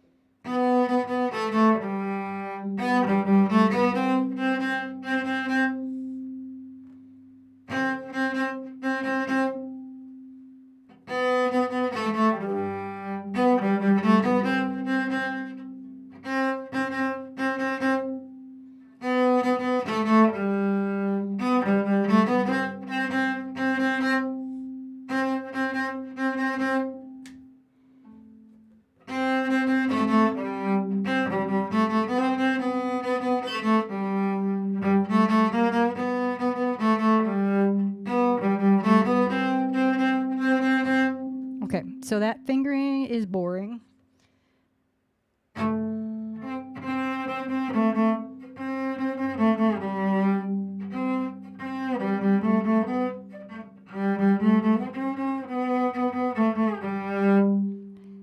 don't like the open A's.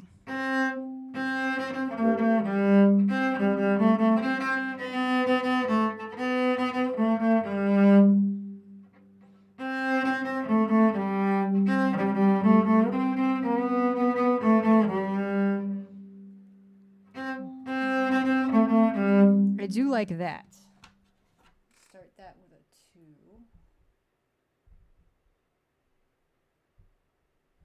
So I haven't actually looked at this before. I have no markings on here, so I'm going to mark in some stuff.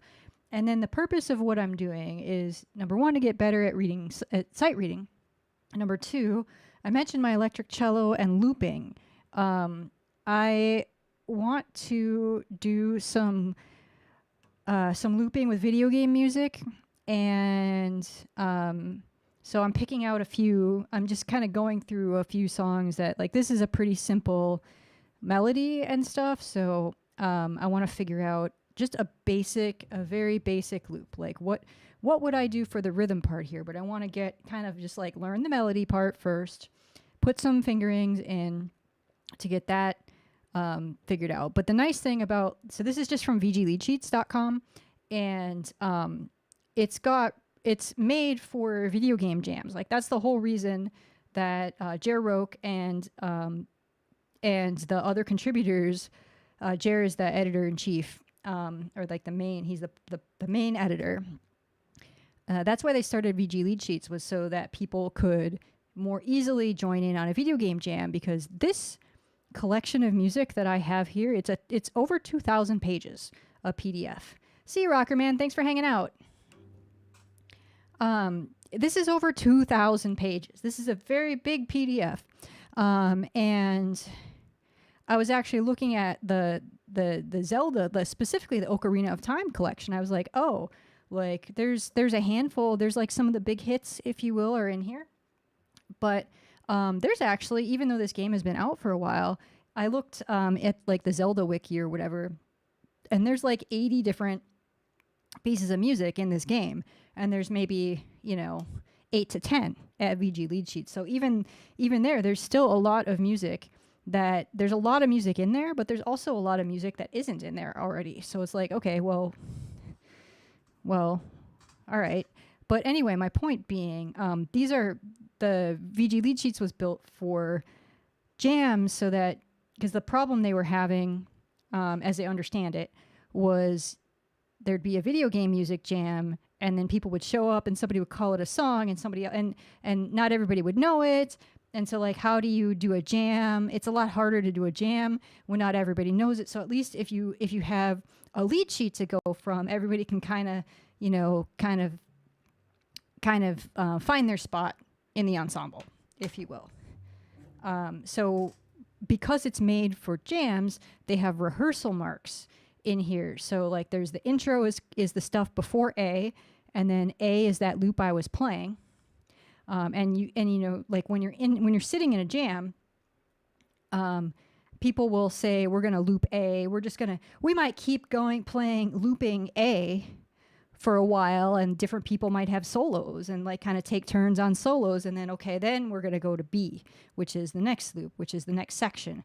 So those are already defined here. So in thinking about like learning how to loop, I thought, I've got some resources available to me that will sort of lower the barrier to entry that I can use while I'm learning how to do this stuff. So my point in looking at this music here is, okay, I want to like kind of learn the tune or whatever, kind of get a feel for where the loops are, and then kind of start to get ideas for what are the other layers to include in here? Like, how can I accompany this melody part? So that's the point of what we're doing here.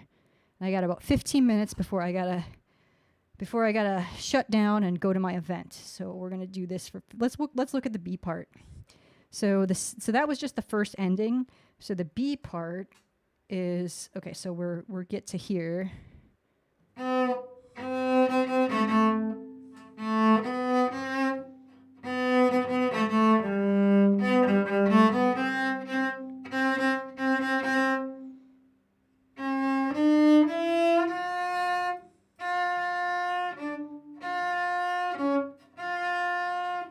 Okay, so that's where we have to figure out the fingering.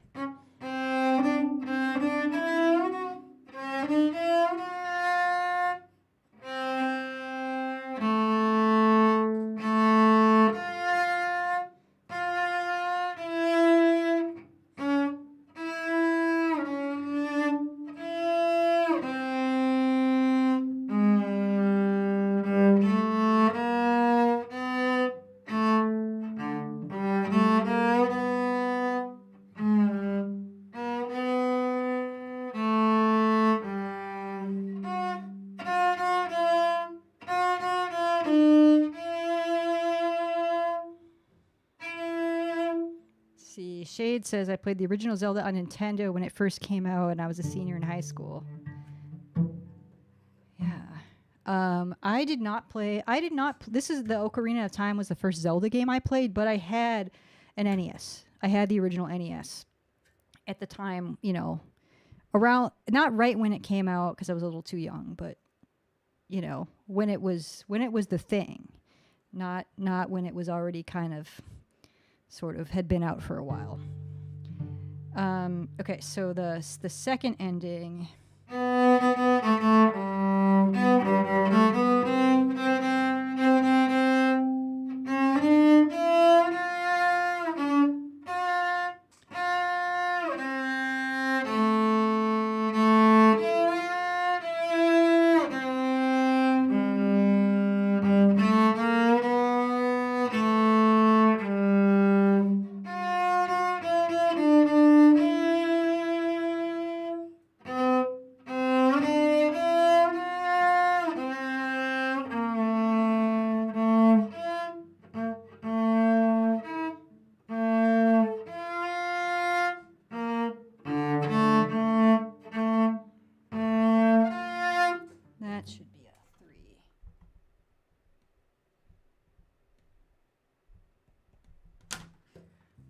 telling stories about games. Yeah, so I was a teen in the 80s class of 89. I lived the show Stranger Things, and yes, I used to beat Dragon's Lair in the arcade in my first life.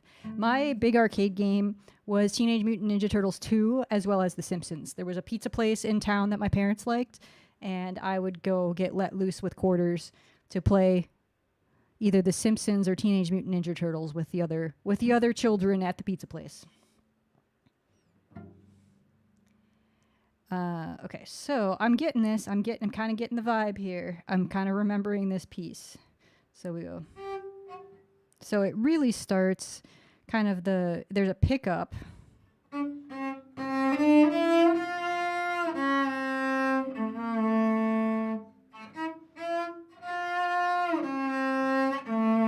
That should be a 3.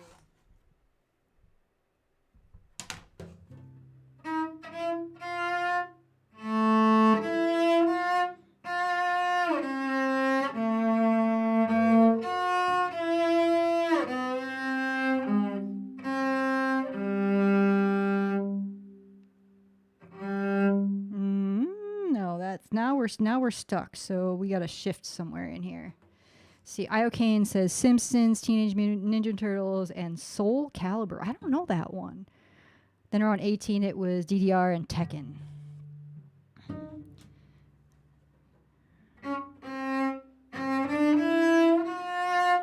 That should be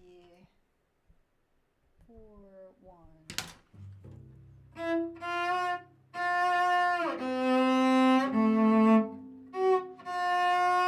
Or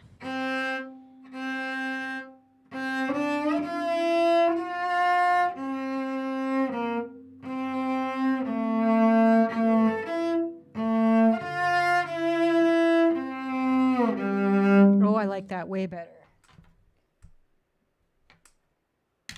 And then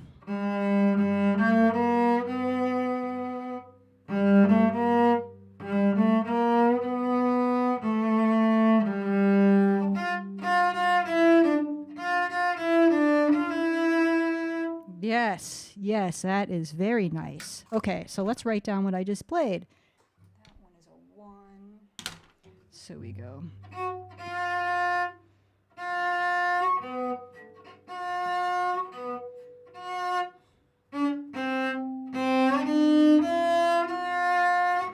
No.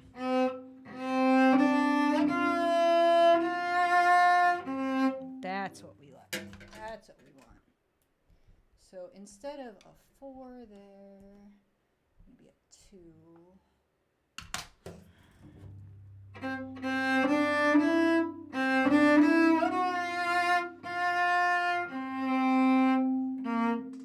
That's a 1.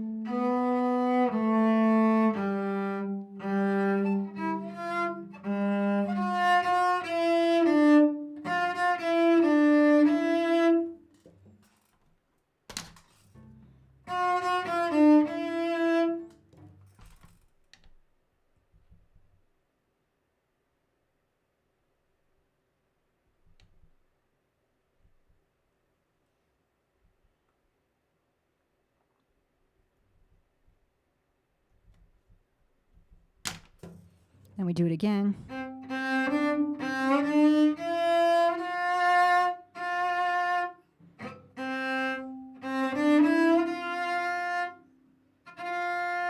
No, you're not a 4. You are a 2. See, Iocane says Soul Calibur was a fighting game. I always played the girl with a whip sword. I mean, that sounds pretty badass. That sounds like a good character to pick. Let's see. Shade says it's The Simpsons was a good game. It's always the pizza. It's always the pizza joints. Yes. Let's see. And Shade says it was funny. I'd play Dragon's Lair and have a small crowd watching. People would put me to play it just to see it all. Cool. Yeah, I'm not familiar with that one either. I played Dragon Warrior, also known as Dragon Quest, but Dragon's Lair is not a game that I played.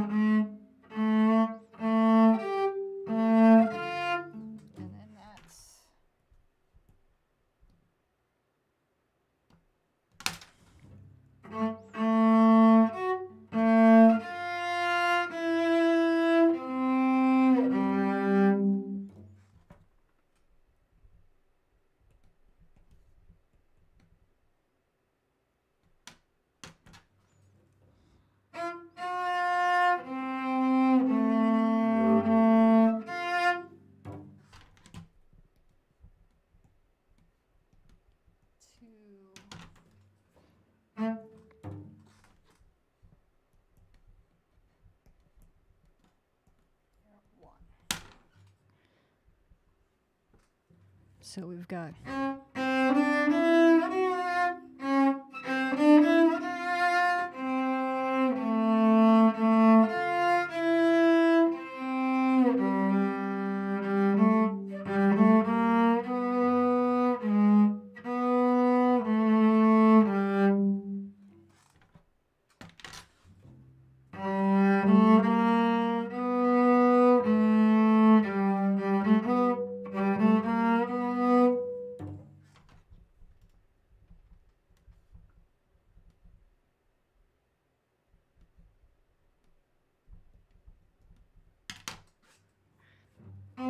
Dragon Warrior is responsible for decades of RPG obsession. What's up, Luna? Nice to see you. Yeah, so I, like many people, was a subscriber to Nintendo Power and was mailed a copy of Dragon Warrior for, well, not for free because it came with my subscription. But it was not a game that I would have like sought out myself. And I played that a lot. I still have all of the all the stuff that came with it too, because it came with like a couple of books. It came with like a reference card. It came with a bunch of stuff.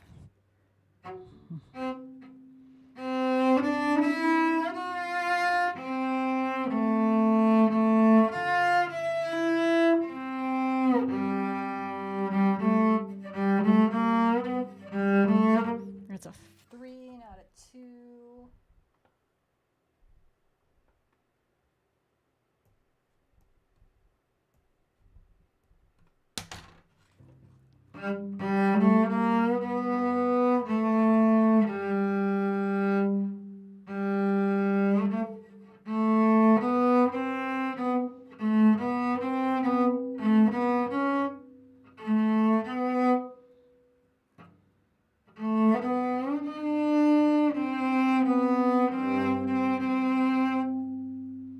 So that's little ending bit there. How do we want to play that?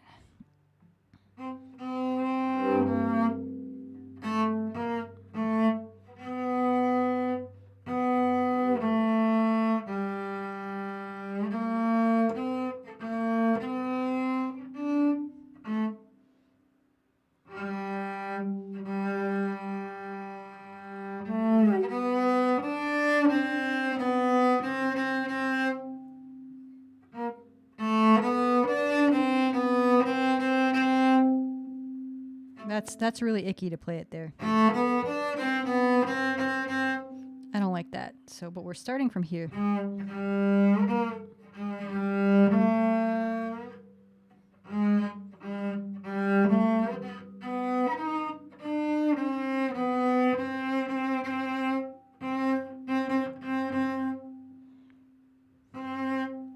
And then we go back back to A. So from here.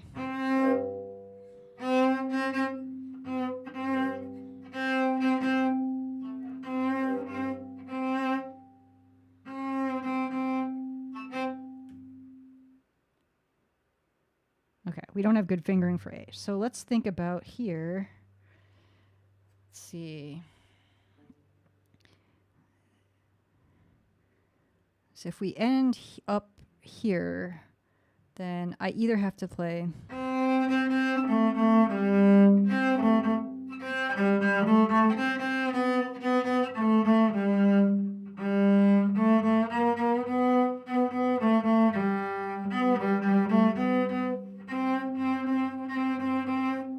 which is okay, but that's like a little convoluted. So we got to figure out this A section to figure out what we want to do. I mean, I guess it doesn't really matter what we do in the B section because there is a rest. So there's time to like reset and get, you know, so like it's not like the next note is right there. You've got time to shift and like take a breath or whatever. But yeah. So I guess let's work on the A section again.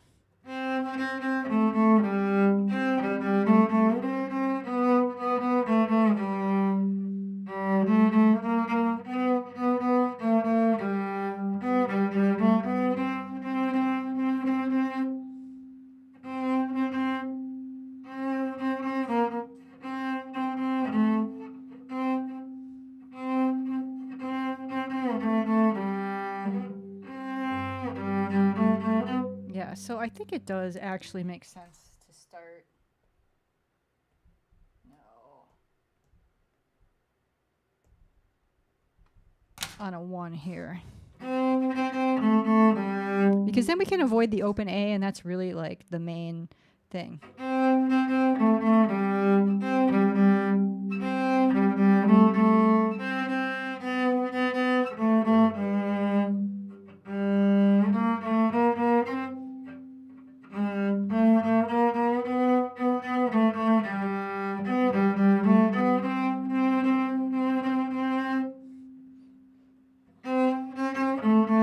Yeah, I think that makes sense.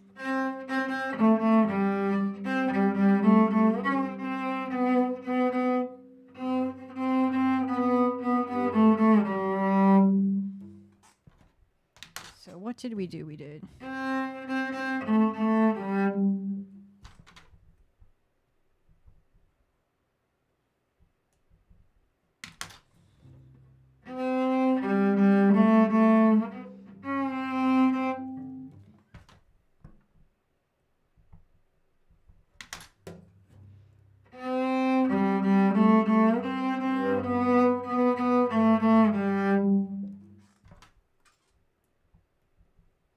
I think even at such a like a fast tempo, this will be okay with these shifts. So if we do.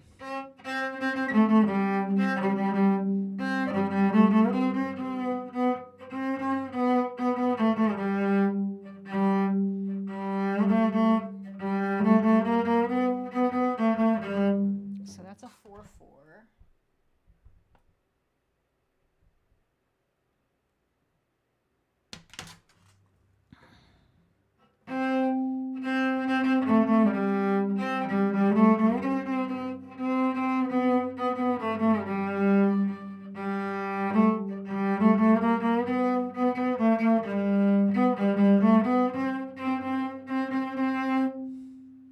And then the second ending.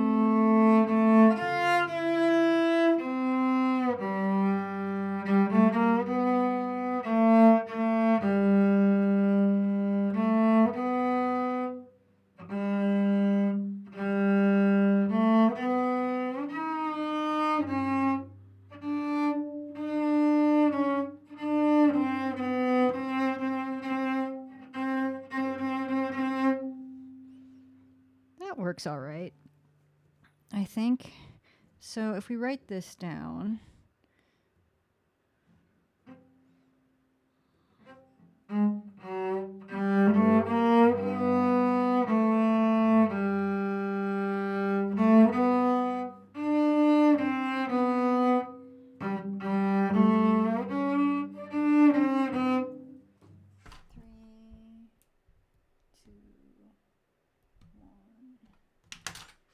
See, Iocane says, to be fair, I was like all of 8 years old, so I just took it as some mailing snafu. Yeah, I didn't know what was up with that Dragon Warrior. I was like, okay, so I got a game? Okay. Thanks.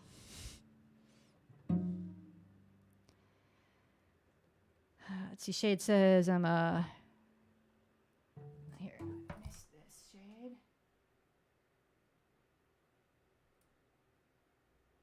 Shade says, yes, I recall that that game was popular. I might have played it like, imagine I'm blown away by the games today. Big fan of music. It's life. Yep. Got to play music every day. It's just how it is. Shade, are you a musician as well?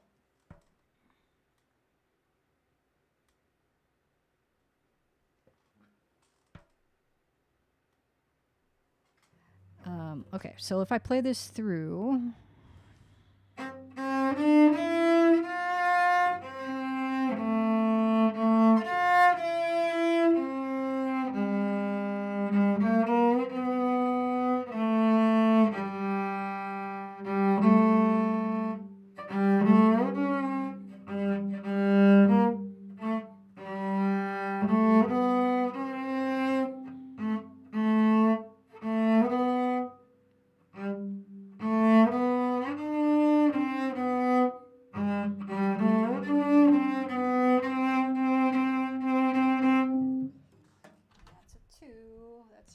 Obvious, but I'm going to write it in anyway so that later when I look at this, I'm not like, what the heck? Okay. I do have to go, but let's play this through once, and then we will find somebody to raid, and I'm going to hop on my bike. We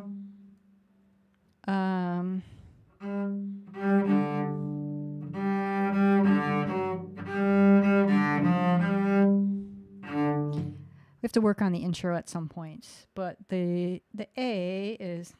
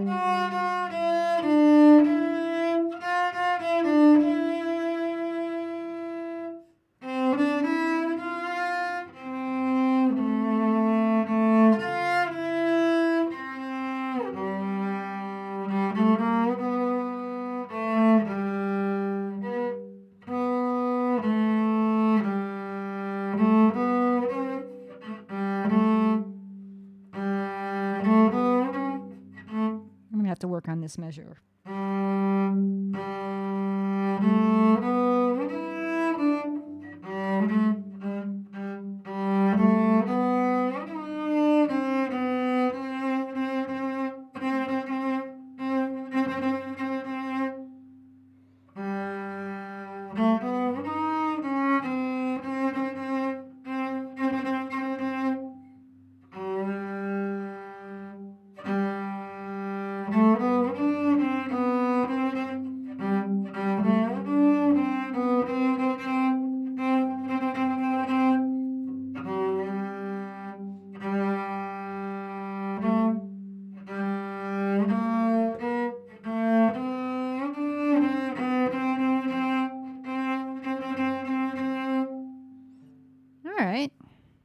Not bad. You can probably figure out a loop for this one. I'm going to bookmark this.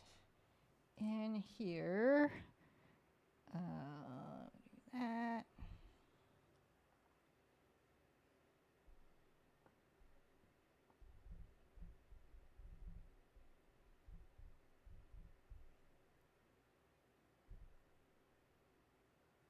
All right.